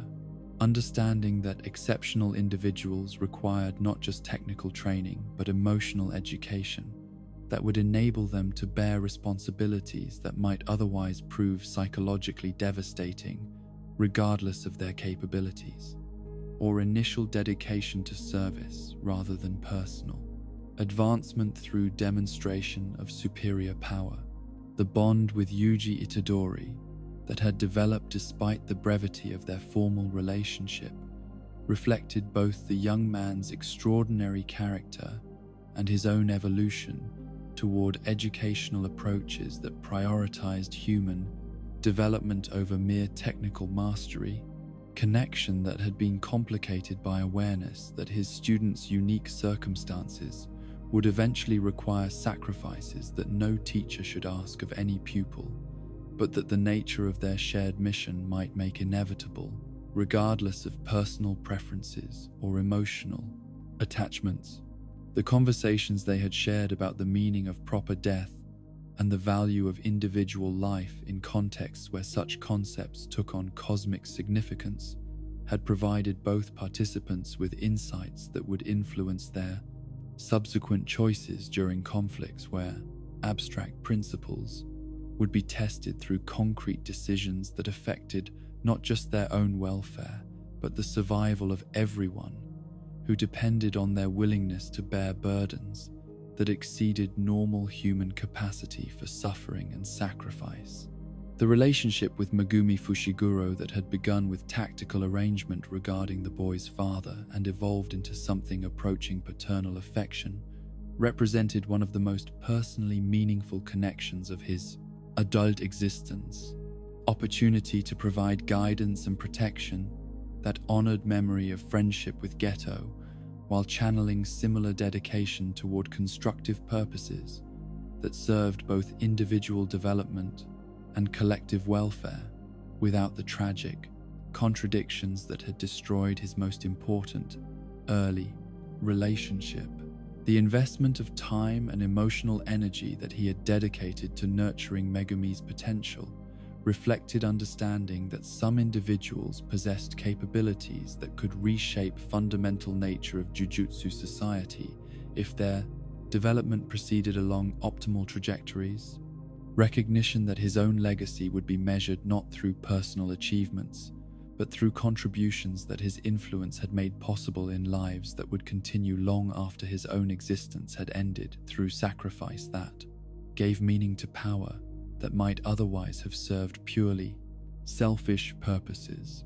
The pride that he had felt in watching Megumi grow from reluctant child into capable young adult who could function effectively as leader and protector represented one of the few sources of uncomplicated satisfaction in existence that had been characterized by constant awareness of threats and responsibilities that exceeded individual capacity to address through conventional means. Success that validated educational philosophy based on patient cultivation, rather than demanding immediate results that might compromise long-term development for short-term tactical advantages. The connection with Shoko Ieri that had survived decades of shared trauma and professional collaboration represented perhaps the most stable and enduring relationship of his entire existence. Friendship based on mutual respect and complementary capabilities, rather than competitive dynamics or philosophical alignment that might prove fragile when tested by circumstances that challenged fundamental assumptions about values and priorities that guided individual choices during crisis situations. The conversations they had shared about mortality and loss and the psychological costs of their chosen profession had provided both participants with opportunities to process experiences that ordinary friendships could not accommodate due to limitations in understanding what their work required, from individuals who dedicated their lives to protecting others from threats that existed beyond normal human comprehension, sharing burdens that might otherwise have proven impossible to bear in isolation that characterized much of their professional existence. The medical knowledge that Shoko had provided throughout their relationship had extended beyond technical expertise into wisdom about healing that encompassed both physical and psychological dimensions of recovery from trauma that was inevitable consequence of their shared mission. Understanding that preservation of essential humanity required attention to wounds that could not be addressed through conventional treatment methods, but demanded patient cultivation of resilience and hope that could survive exposure to realities that challenged basic assumptions about meaning and purpose. The relationship with Kento Nanami that had developed through professional collaboration had represented opportunity for connection with someone whose approach to their shared mission differed significantly from his own, but whose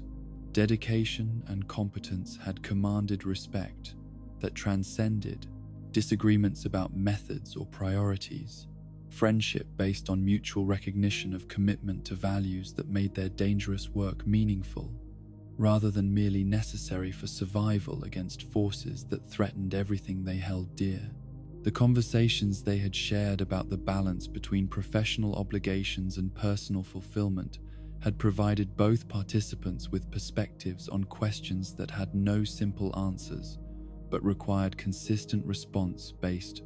on principles that could guide difficult choices when immediate pressures created temptation to compromise values in favor of expedient solutions that might achieve tactical objectives while undermining longer-term strategic goals that served broader purposes than individual comfort or advancement. The grief that had accompanied news of Nanami's death during conflicts that had occurred while he was imprisoned within the prison realm represented personal loss that was complicated by guilt about his inability to provide protection that might have prevented tragedy that resulted from his absence during period when his capabilities were most needed by colleagues who had depended on his strength and guidance throughout their shared struggle against supernatural malevolence. The bonds with his various students that had developed through educational relationships that transcended formal instruction represented conscious effort to provide emotional support and practical guidance that would enable exceptional individuals to navigate challenges that came with possessing abilities that separated them from ordinary human experience,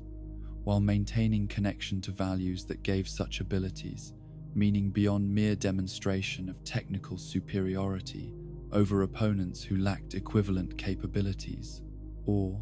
understanding. The pride that he had felt in watching young people grow from uncertain beginners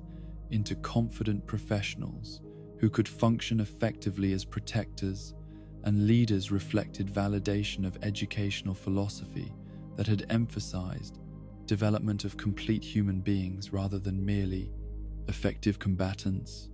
Success that would continue to influence outcomes long after his own death had removed his direct participation from ongoing conflicts that would test everything he had taught about courage and sacrifice and dedication to service. The love that had motivated his relationships with students and colleagues was complicated by awareness that his extraordinary capabilities created barriers to genuine equality that might have characterized normal friendships. Understanding that those he cared about could never fully comprehend the nature of his existence or the scope of responsibilities that had shaped every decision throughout his adult life. Connection that was real but necessarily limited by fundamental differences in experience and capability. The moments of genuine intimacy that had occurred, despite these barriers, represented achievements that were perhaps more meaningful than any technical mastery or tactical victory. Bridges built across gulfs that could have justified complete withdrawal from human society if he had prioritized personal comfort over commitment to service that required constant engagement with people whose welfare provided his existence with purpose that transcended individual satisfaction or recognition from those who benefited from protection they could never fully understand or adequately repay. The letters and personal communications that he had maintained with former students and colleagues throughout periods when direct contact was impossible due to mission requirements or geographical separation demonstrated understanding that relationships required conscious cultivation rather than assumption that shared experiences would be sufficient to maintain connection across time and distance that might otherwise erode bonds that had been formed under extraordinary circumstances. The influence that his example had exerted on relationships between his students and their own subsequent mentorships and friendships reflected transmission of values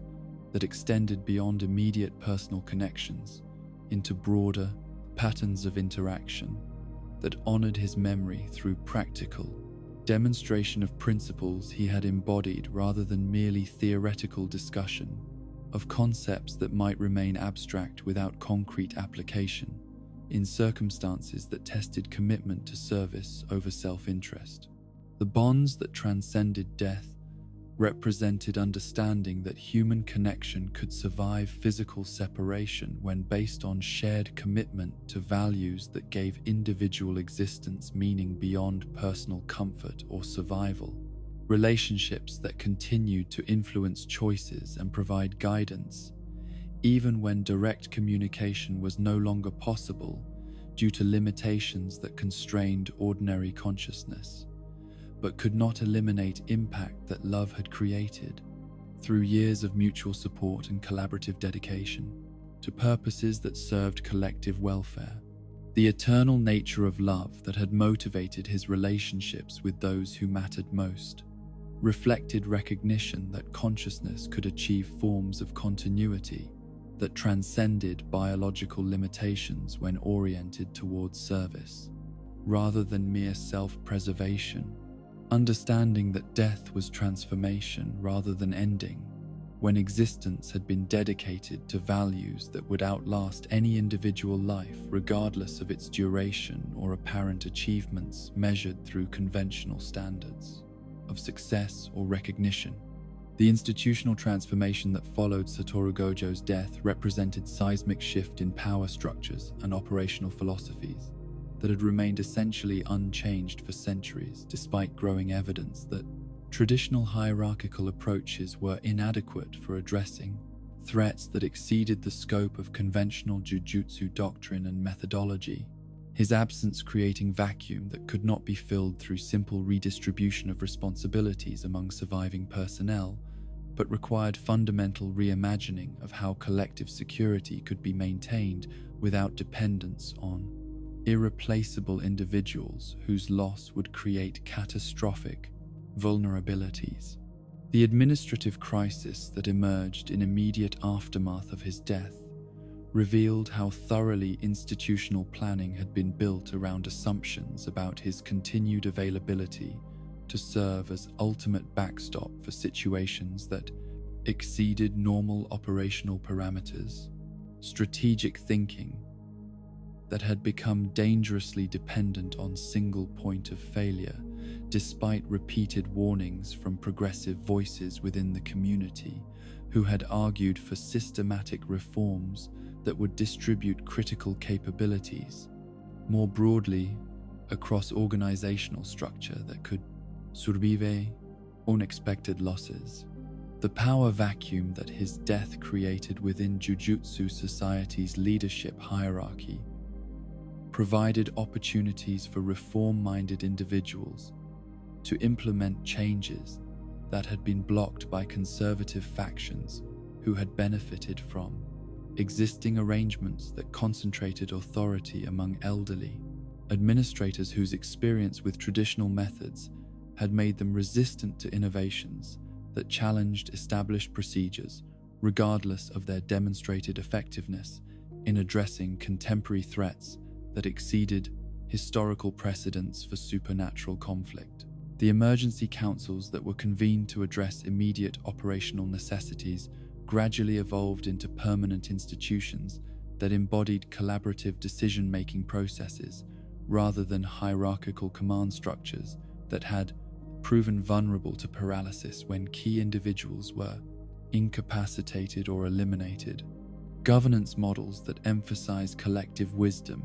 and shared responsibility over individual authority and personal charisma that could not be replicated or replaced when circumstances demanded leadership continuity despite personal tragedies.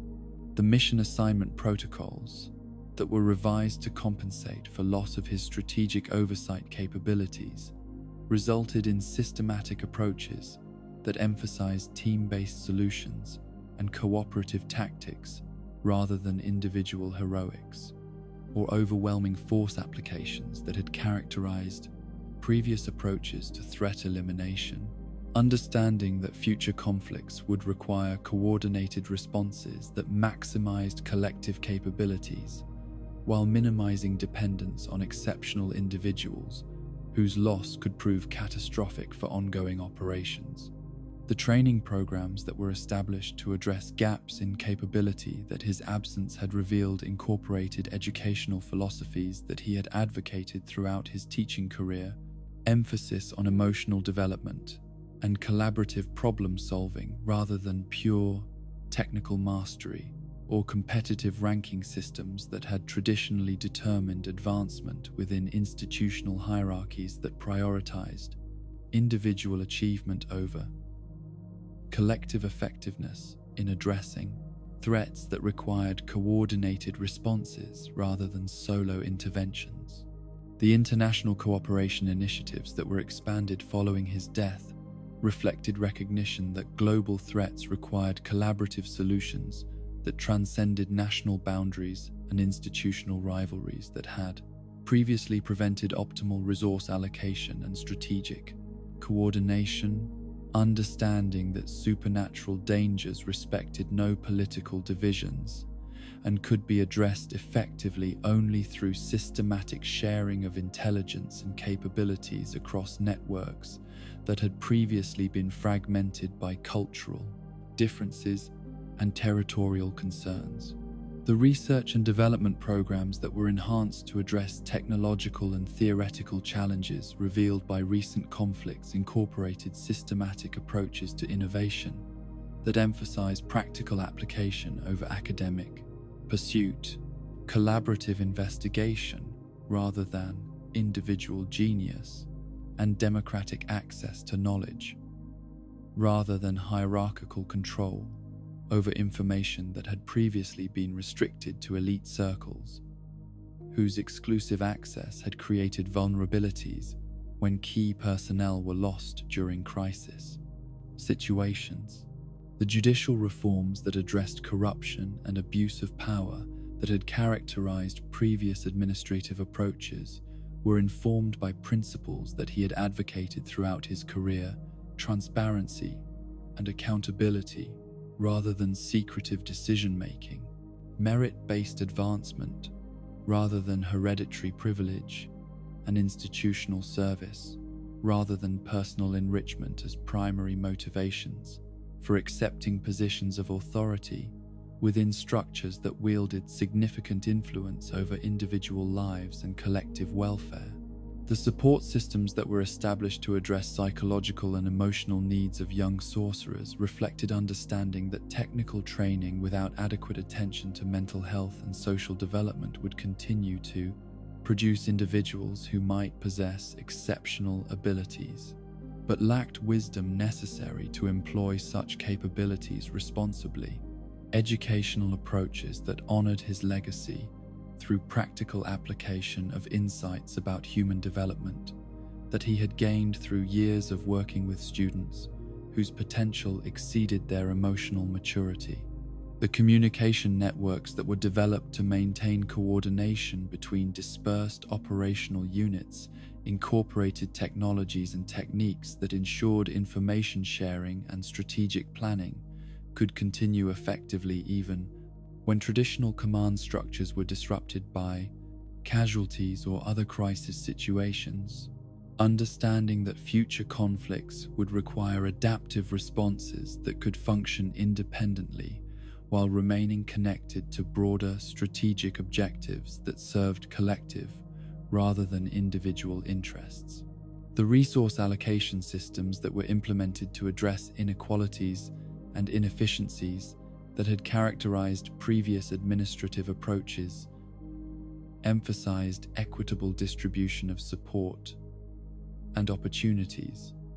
rather than preferential treatment for elite families or institutions whose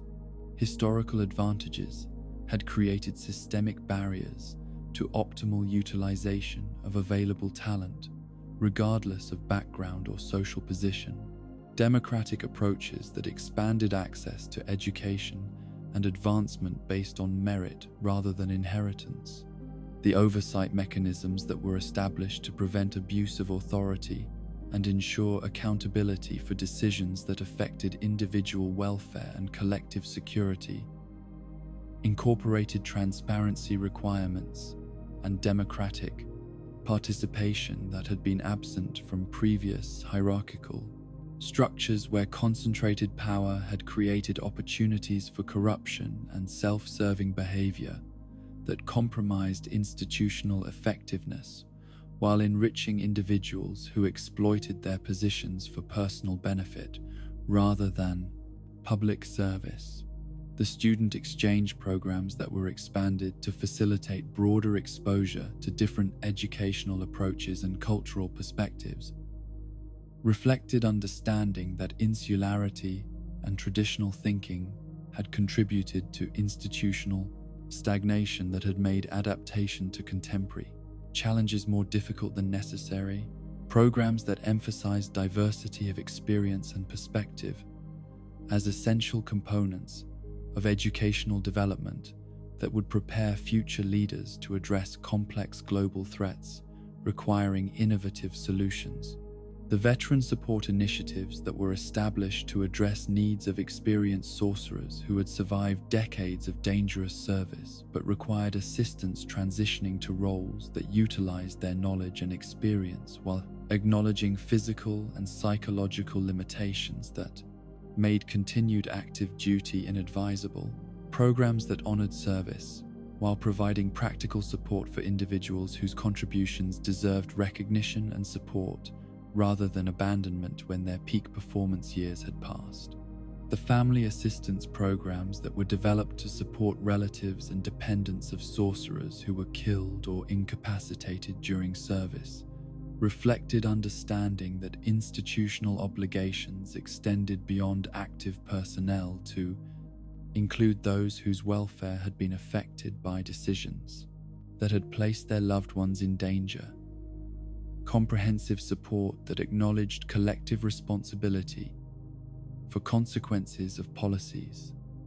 that required individual sacrifice in service of broader objectives. The memorial and documentation projects that were initiated to preserve historical knowledge and honor contributions of those who had died in service incorporated systematic approaches to institutional memory that ensured lessons learned through sacrifice would not be lost when those who had gained such knowledge through direct experience were no longer available to share their insights with subsequent generations who would face similar challenges requiring wisdom that could only be preserved through conscious effort and systematic organization. The democratic reforms that were implemented to address decision-making processes that had previously concentrated authority among small groups of senior administrators incorporated representation from diverse constituencies whose perspectives had been excluded from previous policy discussions. Despite their direct involvement in implementation of decisions that affected their daily operations and long-term career prospects, governance that emphasized participation and consensus building rather than hierarchical command structures that had proven vulnerable to errors in judgment and abuse of power. The philosophical discussions that were encouraged throughout these reform processes reflected understanding that institutional changes required not just structural modifications, but cultural transformation that addressed underlying assumptions about power and responsibility and service that had shaped traditional approaches to organizational governance. Ongoing dialogue that honored his intellectual contributions, while adapting his insights to circumstances that would continue to evolve beyond anything that current planning could anticipate or address through predetermined responses. The legacy systems that were established to ensure continuity of essential functions while enabling adaptation to changing circumstances incorporated flexibility and innovation as core principles rather than rigid adherence to traditional procedures that might prove inadequate when facing novel challenges that required creative responses based on fundamental principles rather than specific tactical doctrines that had been developed for different threats and circumstances. The transformation that these reforms represented was not merely administrative reorganization but philosophical revolution that honored his memory through practical implementation of values he had advocated throughout his career. Understanding that true tribute to his sacrifice would be measured through enhanced effectiveness and improved outcomes, rather than symbolic gestures that failed to address systemic problems that had contributed to circumstances requiring such ultimate individual sacrifice for preservation of collective welfare and institutional survival. The future that these changes would create remained uncertain but was founded on principles that he had demonstrated through word and deed: commitment to service rather than personal advancement, collaborative effort rather than individual heroics, and systematic wisdom rather than charismatic authority as foundations for institutional effectiveness that could survive unexpected challenges while maintaining dedication to values that made such survival meaningful, rather than merely tactical success achieved through compromise of essential principles that gave existence purpose beyond mere continuation. The ripples that emanated from Satoru Gojo's death spread far beyond the immediate circles of Jujutsu society into realms of influence and inspiration that would continue to shape human understanding of power and sacrifice for generations whose members had never witnessed his techniques or heard his voice, but would nonetheless inherit world transformed by principles he had embodied through conscious choice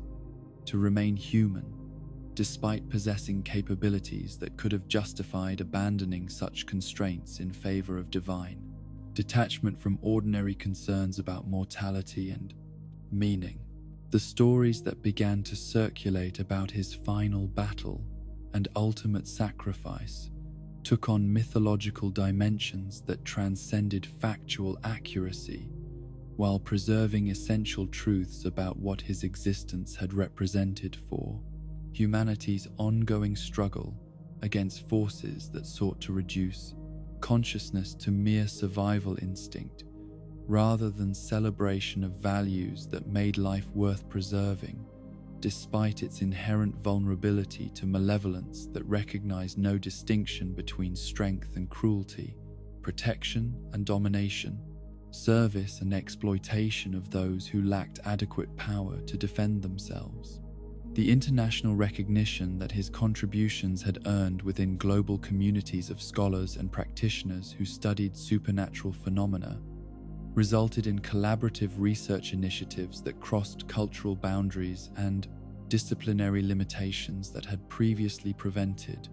optimal sharing of knowledge and insights that could enhance collective understanding of forces that threatened human civilization, regardless of geographical location or political affiliation.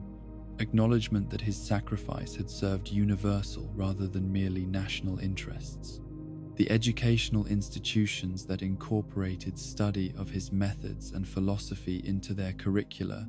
represented acknowledgement that future generations would require not just technical knowledge, but moral framework that could guide application of power toward constructive rather than destructive purposes. Understanding that exceptional capability without equivalent wisdom would continue to produce individuals who might achieve tactical success while failing to serve broader purposes that gave such success meaning beyond mere demonstration of superiority over opponents who lacked adequate preparation or understanding.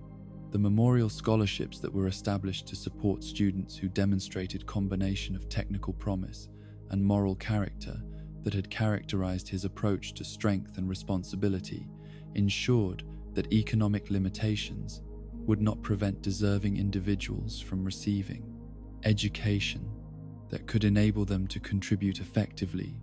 to ongoing efforts to protect vulnerable populations from threats that required specialized knowledge and abilities to address adequately through methods that honored human dignity while achieving practical results.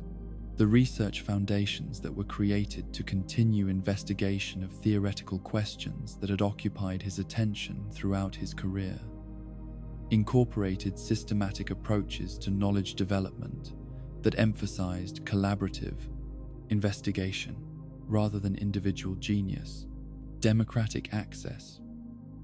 rather than hierarchical control, and practical application rather than academic abstraction as primary criteria for determining which projects would receive support and encouragement from institutions dedicated to advancing understanding that served protective purposes. The international conferences that were organized to facilitate sharing of insights about his techniques and their implications for broader understanding of human potential attracted participants from diverse backgrounds whose collective expertise exceeded what any single individual could achieve. Regardless of their exceptional capabilities, collaborative approaches that honored his memory through practical demonstration of principles he had advocated about strength that served collective rather than individual interests. The philosophical schools of thought that emerged from analysis of his approach to power and responsibility represented systematic efforts to understand implications of his choices for broader questions about consciousness and ethics that had relevance extending far beyond immediate concerns of Jujutsu practitioners into realms of moral philosophy and political theory that affected how societies addressed relationships between individual capability and collective welfare in contexts where exceptional abilities created both opportunities and obligations. The artistic expressions that were inspired by his legend included literary works and visual representations that captured not just spectacular aspects of his techniques, but deeper meanings embedded in his decision to use overwhelming power in service of values that transcended personal comfort or survival, creative interpretations that made his story accessible to audiences whose direct experience with supernatural phenomena was limited, but whose understanding of human nature enabled them to appreciate universal themes that his existence had embodied. The psychological studies that were conducted to understand how individuals could maintain essential humanity while possessing capabilities that separated them from ordinary human experience provided insights that had applications extending beyond Jujutsu community into broader questions about leadership and responsibility that affected anyone whose position or abilities created obligations to serve others' welfare, rather than merely pursuing personal advancement through demonstration of superior capability or knowledge. The medical research that was inspired by his regenerative abilities and their integration with conscious control over biological processes resulted in innovations that enhanced understanding of how human potential could be developed through disciplined practice and philosophical commitment rather than purely technological intervention. Approaches that honored his legacy through practical application of insights about mind-body integration that he had achieved through decades of systematic development and refinement. The technological developments that were influenced by theoretical principles underlying his spatial manipulation techniques resulted in innovations that served civilian as well as military applications. Understanding that knowledge gained through study of supernatural phenomena could contribute to broader human welfare through creative adaptation that served constructive rather than destructive purposes. Legacy that extended his influence into realms of engineering and physics that had previously been considered separate from concerns of Jujutsu practitioners. The cultural movements that were inspired by his example of using overwhelming power in service of others, rather than demanding recognition or worship, resulted in social initiatives that addressed inequality and injustice through systematic effort rather than charismatic leadership. Understanding that sustainable change required collective commitment to values that could survive loss of exceptional individuals who might otherwise serve as focal points for movements that could not maintain momentum without continued inspiration from irreplaceable personalities. The spiritual communities that found inspiration in his approach to transcending ego despite possessing capabilities that could have justified unlimited self-regard represented understanding that true strength required conscious choice to remain connected to broader human community rather than elevating oneself above ordinary concerns about mortality and meaning. Wisdom that had applications for anyone whose exceptional abilities or circumstances created temptation to abandon solidarity with those who lacked equivalent advantages or opportunities. The political movements that drew inspiration from his commitment to protecting vulnerable populations, regardless of their ability to provide recognition or compensation, represented systematic effort to implement policies that served collective welfare rather than merely advancing interests of those who possessed sufficient power to demand favorable treatment. Approaches that honored his memory through practical demonstration of principles he had embodied, rather than theoretical discussion of concepts that remained abstract without concrete application. The environmental initiatives that were influenced by his understanding of interconnection between individual actions and collective consequences resulted in conservation efforts that recognized how local choices affected global outcomes.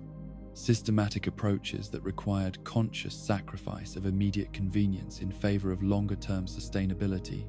Wisdom that had applications extending far beyond immediate concerns of supernatural conflict into broader questions about humanity's relationship with natural systems that supported civilization. The peace-building initiatives that were inspired by his approach to resolving conflicts through understanding, rather than mere application of superior force, resulted in diplomatic innovations that emphasized collaborative problem-solving and mutual recognition of legitimate interests, rather than zero-sum competition, where victory required complete defeat of opposing perspectives, methods that honored his intellectual contributions while serving practical purposes that advanced collective welfare through negotiated solutions. The humanitarian organizations that were established to provide assistance to populations affected by supernatural conflicts incorporated systematic approaches to aid delivery that emphasized dignity and empowerment rather than mere charity, understanding that effective assistance required recognition of recipients' agency and capability, rather than assumption that help could be provided without meaningful participation from those whose welfare was being addressed through organized effort.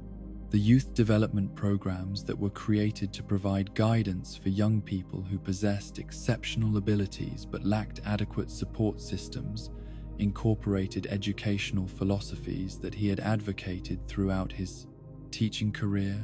emphasis on character development and collaborative problem-solving, rather than pure technical mastery or competitive achievement as primary goals for individuals whose potential exceeded their emotional maturity or social understanding. The legacy that his influence represented would continue to evolve and expand as future generations discovered new applications for principles he had demonstrated through conscious choice to use overwhelming power in service of values that transcended individual survival or recognition,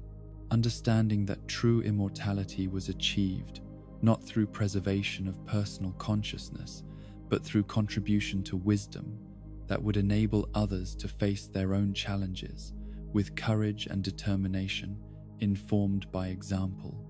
of someone who had chosen humanity over divinity,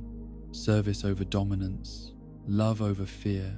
as guiding principles that gave existence meaning beyond mere continuation of biological processes. The eternal nature of his contribution to human understanding lay not in techniques that could be replicated or methods that could be taught, but in demonstration that consciousness possessed capacity for transcendence that was accessible to anyone who chose service over self-interest as fundamental orientation toward existence, wisdom that would continue to inspire and guide those who faced their own moments of choice between personal comfort and collective welfare, individual advancement and shared responsibility, immediate gratification, and longer-term commitment to values that made sacrifice meaningful rather than merely tragic consequence of circumstances beyond personal control or understanding. The lessons that Satoru Gojo embodied throughout his extraordinary existence transcended specific techniques or tactical applications to encompass fundamental principles about consciousness and responsibility that would continue to provide guidance for individuals who faced their own challenges in navigating relationships between power and service, capability and humility, individual achievement and collective welfare, long after direct instruction from his physical presence was no longer available to those who sought wisdom about how exceptional abilities could be employed without compromising essential humanity that made such employment meaningful rather than merely effective. The understanding of strength that he had developed through decades of experience with capabilities that exceeded normal human parameters represented recognition that true power lay not in ability to dominate or destroy,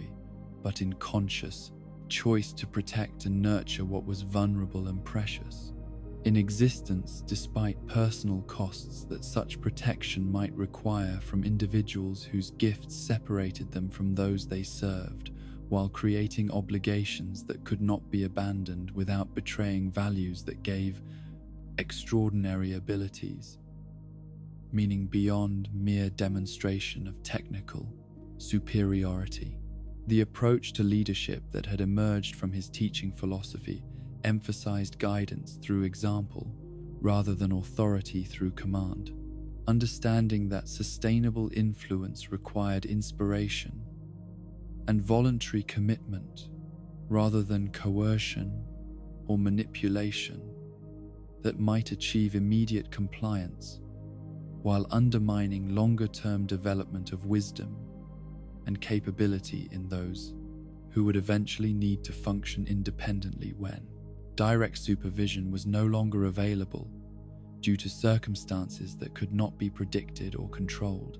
The integration of intellect and emotion that characterized his mature understanding of how consciousness could achieve optimal function without sacrificing either rational analysis or compassionate connection represented synthesis that many exceptional individuals failed to achieve due to cultural pressures that demanded choice between thinking and feeling, rather than recognition that both capabilities were essential components of complete human development that could address complex challenges requiring both logical precision, empathetic understanding, the balance between confidence and humility that he had maintained, despite possessing abilities that could have justified unlimited arrogance, demonstrated how self-assurance could coexist with recognition of limitation and interdependence, understanding that individual capability gained meaning only through connection to broader community whose welfare provided purpose that transcended personal satisfaction or recognition from those who benefited from protection. They might never fully comprehend or adequately acknowledge through conventional expressions of gratitude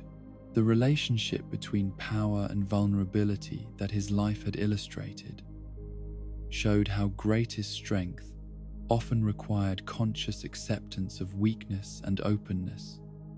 to loss that lesser individuals might avoid through emotional detachment or physical separation, wisdom that recognized how invulnerability could become a form of poverty that eliminated access to experiences that provided life with richness and meaning that mere survival could never achieve, regardless of its duration or apparent security.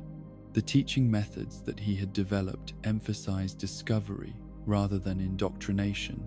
understanding that sustainable learning required personal engagement with questions and challenges rather than passive acceptance of predetermined answers that might prove inadequate when circumstances demanded creative adaptation beyond scope of established doctrine or conventional wisdom that had been developed for different situations and different threats, requiring different responses based on different assumptions about what was possible or necessary.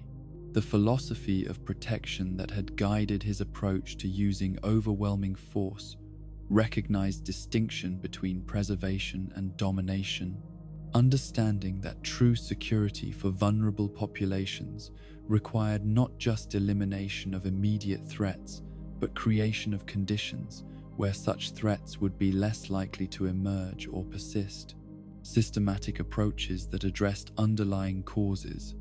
rather than merely responding to symptoms after damage had already occurred. The understanding of sacrifice that he had demonstrated through ultimate willingness to die in service of others transcended mere tactical calculation to encompass recognition that some values were worth preserving, even at cost of individual existence. Wisdom that challenged contemporary assumptions about self-preservation and personal advancement as primary motivations for human behavior, while offering alternative framework based on service and contribution to purposes greater than immediate comfort or survival. The approach to failure and limitation that he had modeled throughout his career showed how setbacks and disappointments could serve constructive purposes when approached with appropriate attitude and perspective. Understanding that growth often required exposure to challenges that exceeded current capability, while maintaining commitment to improvement rather than abandoning effort when initial attempts proved inadequate for achieving desired outcomes through familiar methods or comfortable approaches. The relationship between individual excellence and collective welfare that his existence had illustrated demonstrated how personal achievement could serve broader purposes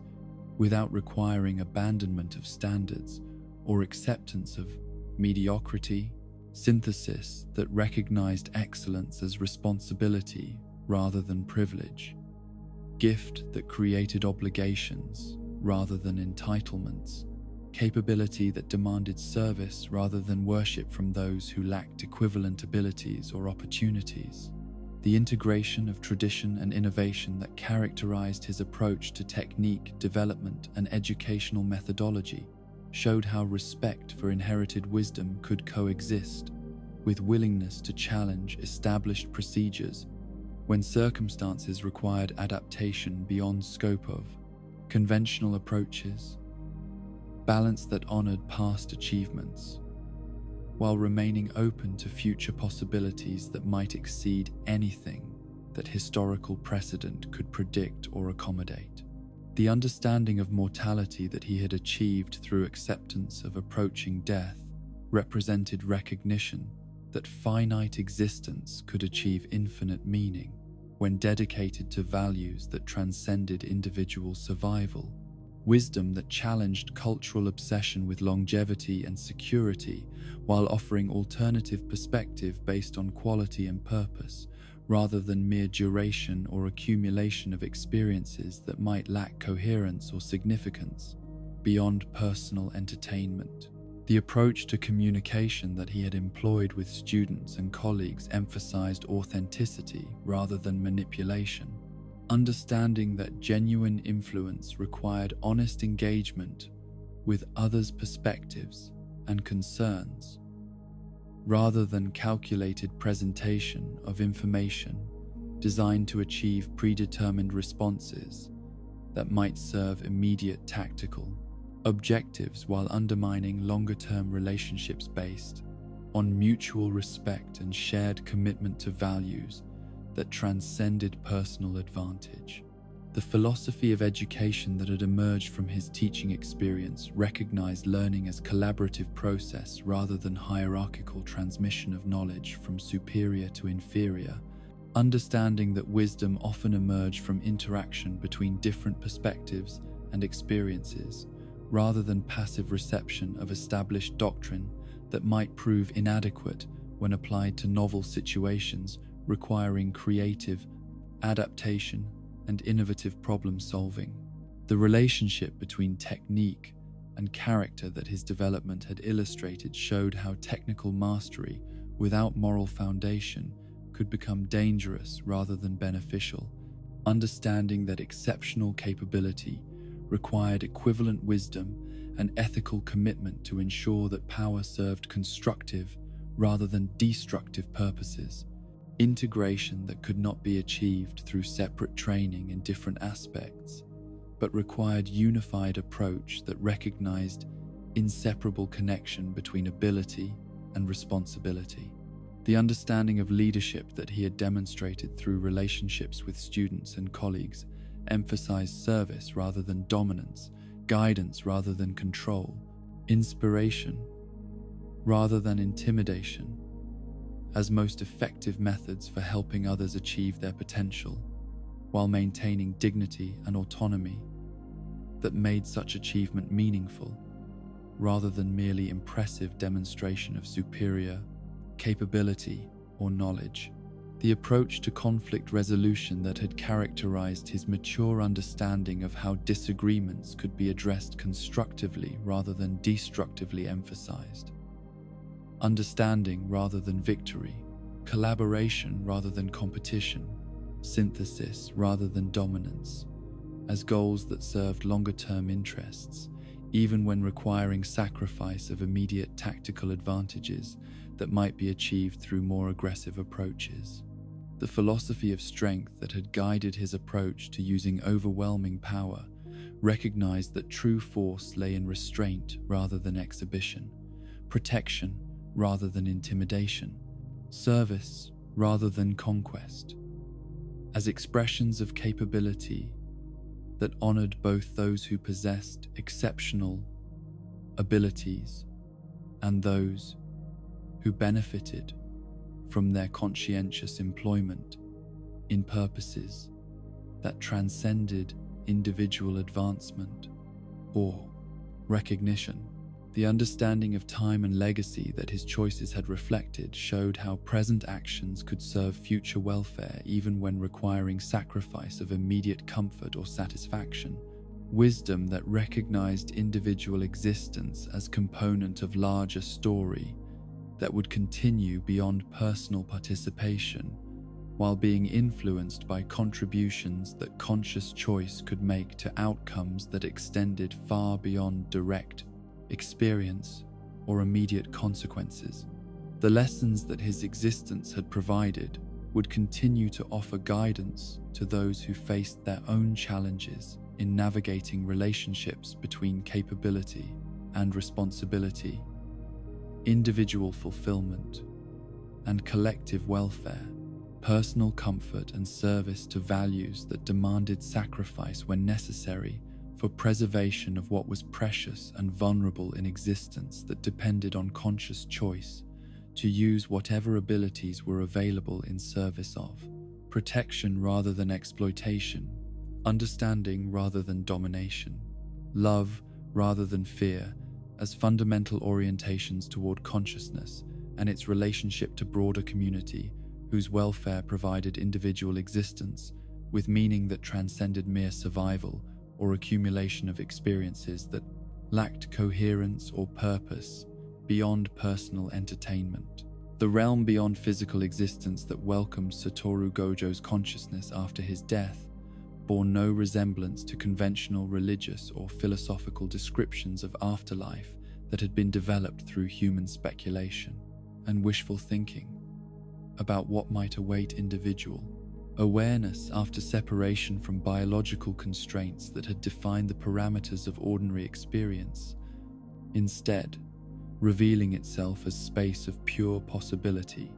where consciousness could exist in forms that transcended normal categories of identity and limitation, while preserving essential aspects of what had made individual existence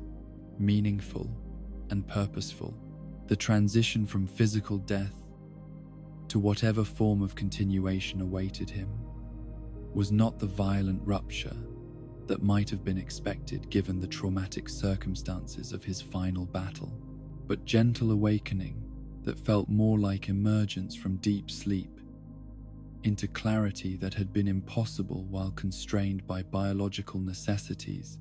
and temporal limitations that had shaped every aspect of mortal experience,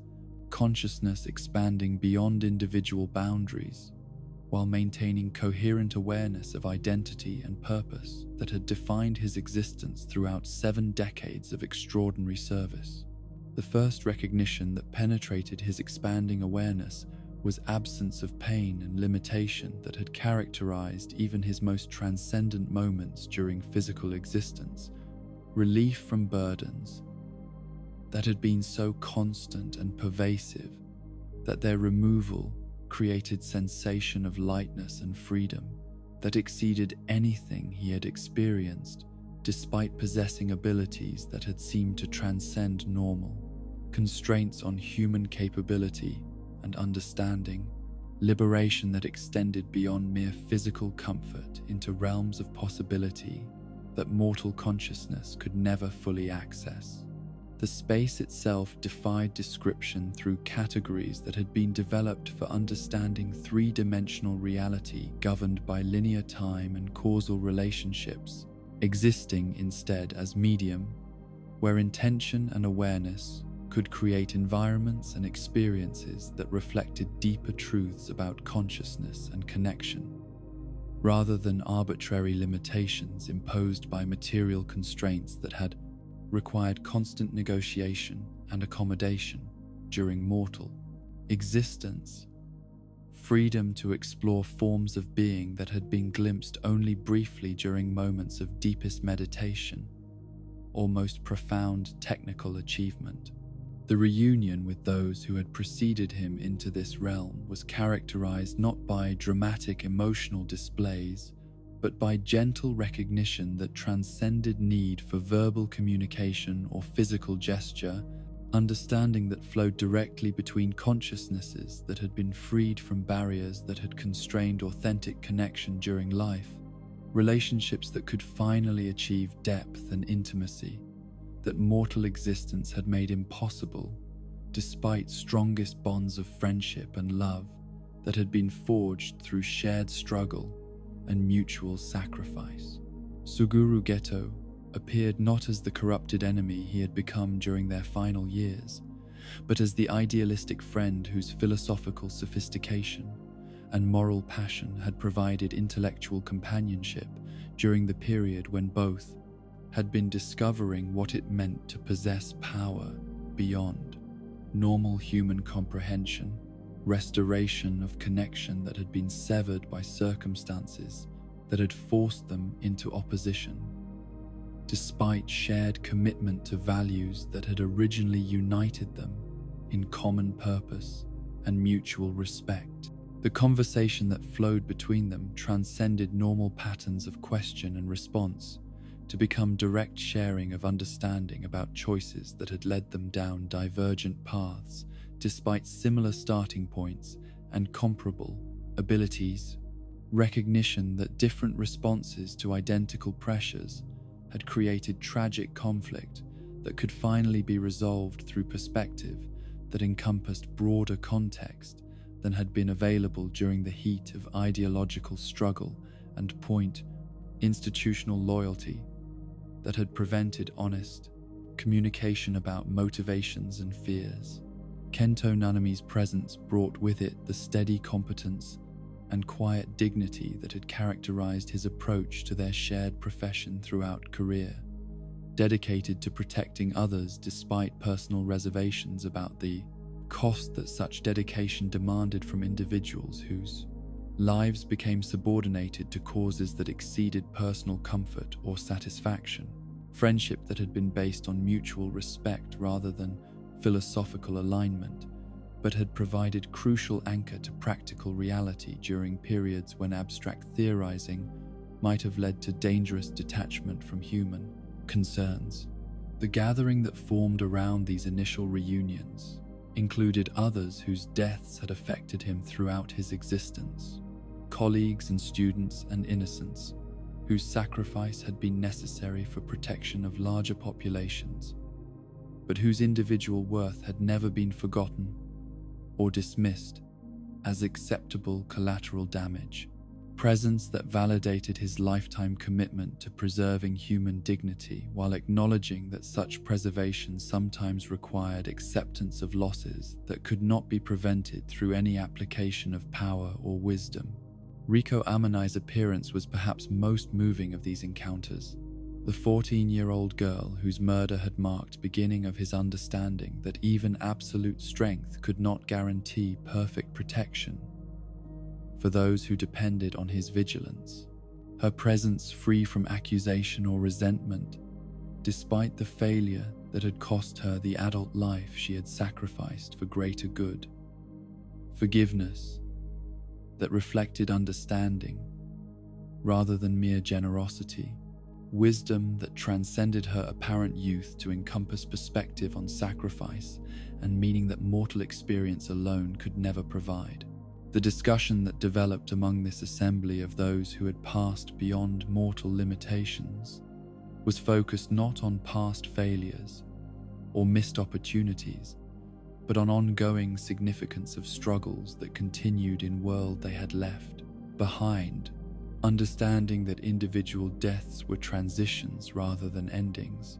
contributions to larger story about consciousness and its relationship to forces that transcended individual existence, while being influenced by choices that conscious beings made about how to employ whatever capabilities they possessed.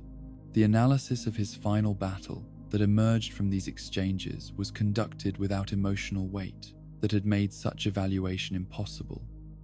while outcome remained uncertain, and personal stakes created pressure that interfered with some objective assessment.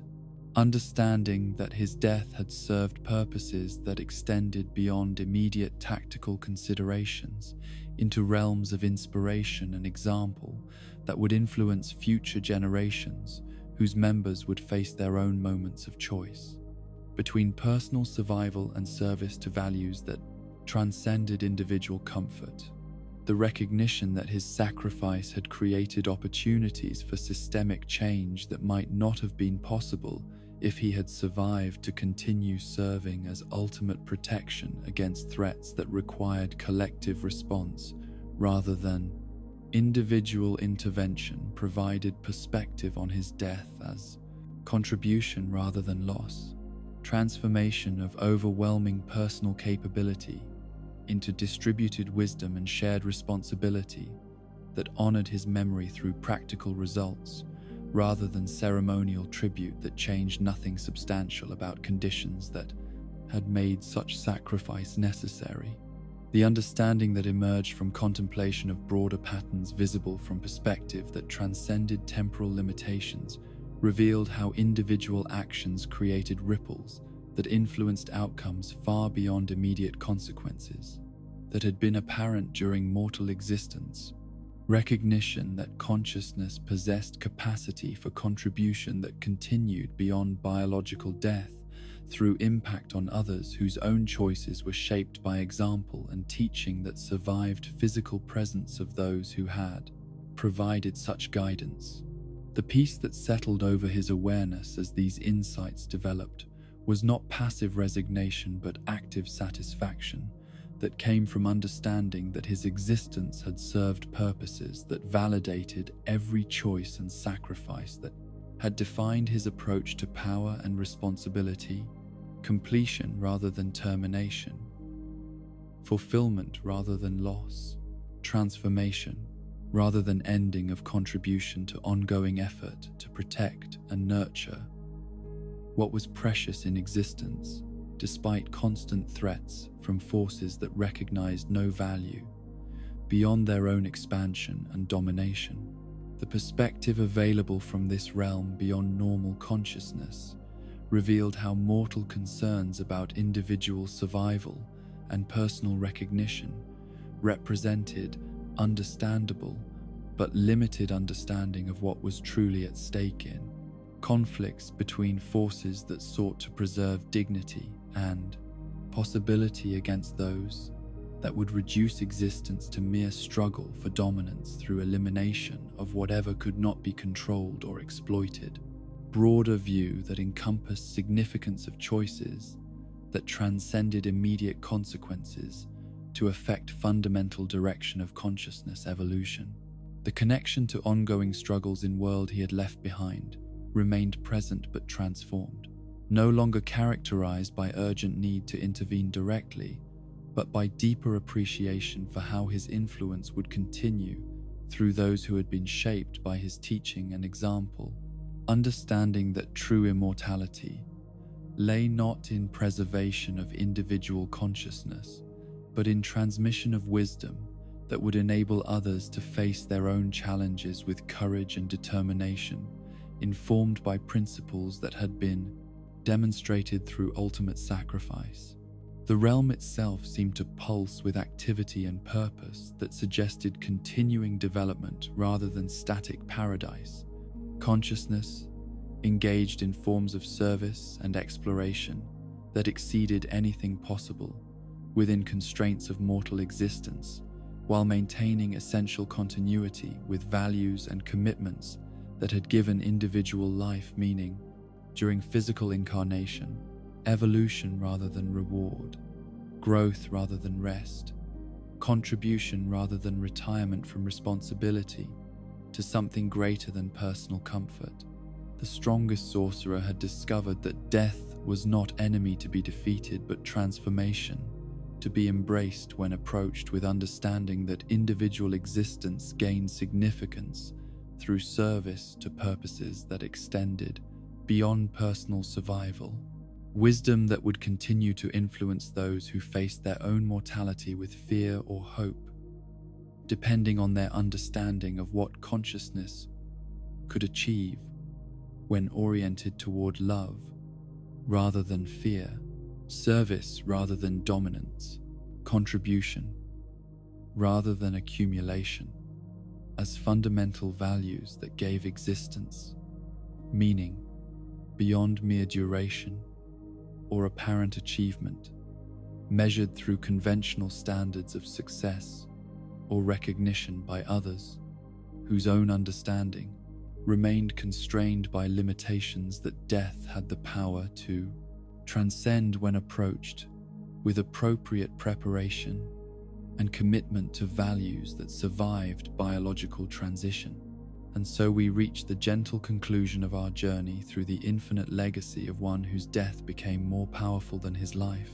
whose sacrifice transformed individual strength into collective hope that will endure long after the last echo of his techniques fades from memory and instruction.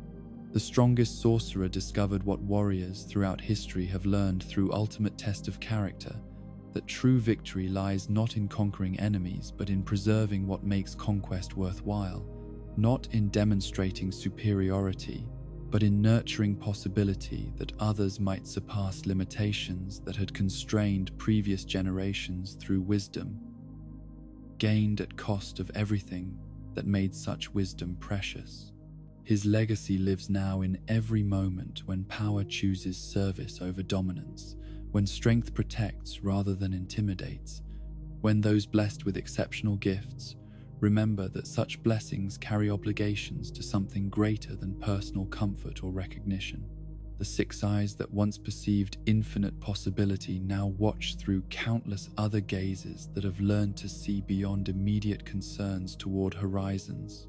where humanity might finally transcend need for individual sacrifice to maintain civilization's fragile victory over forces that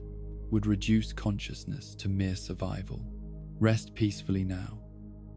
eternal guardian of the space between heartbeats where love conquers fear. Your vigil continues in every act of protection, every choice of courage over comfort, every recognition that the strongest among us are measured not by what they can destroy, but by what they choose to preserve. The infinite technique has achieved its perfect form, expanding beyond individual capability into collective wisdom that makes your ultimate sacrifice not ending but beginning of story whose conclusion remains unwritten, awaiting those who understand that true strength serves love rather than demanding worship, protection rather than demanding gratitude, hope rather than demanding certainty about outcomes that remain forever beyond prediction, but never beyond the reach of hearts that choose service over self, connection over isolation, tomorrow over today, in service of dreams that justify whatever price consciousness must pay for privilege of participating in something greater than itself.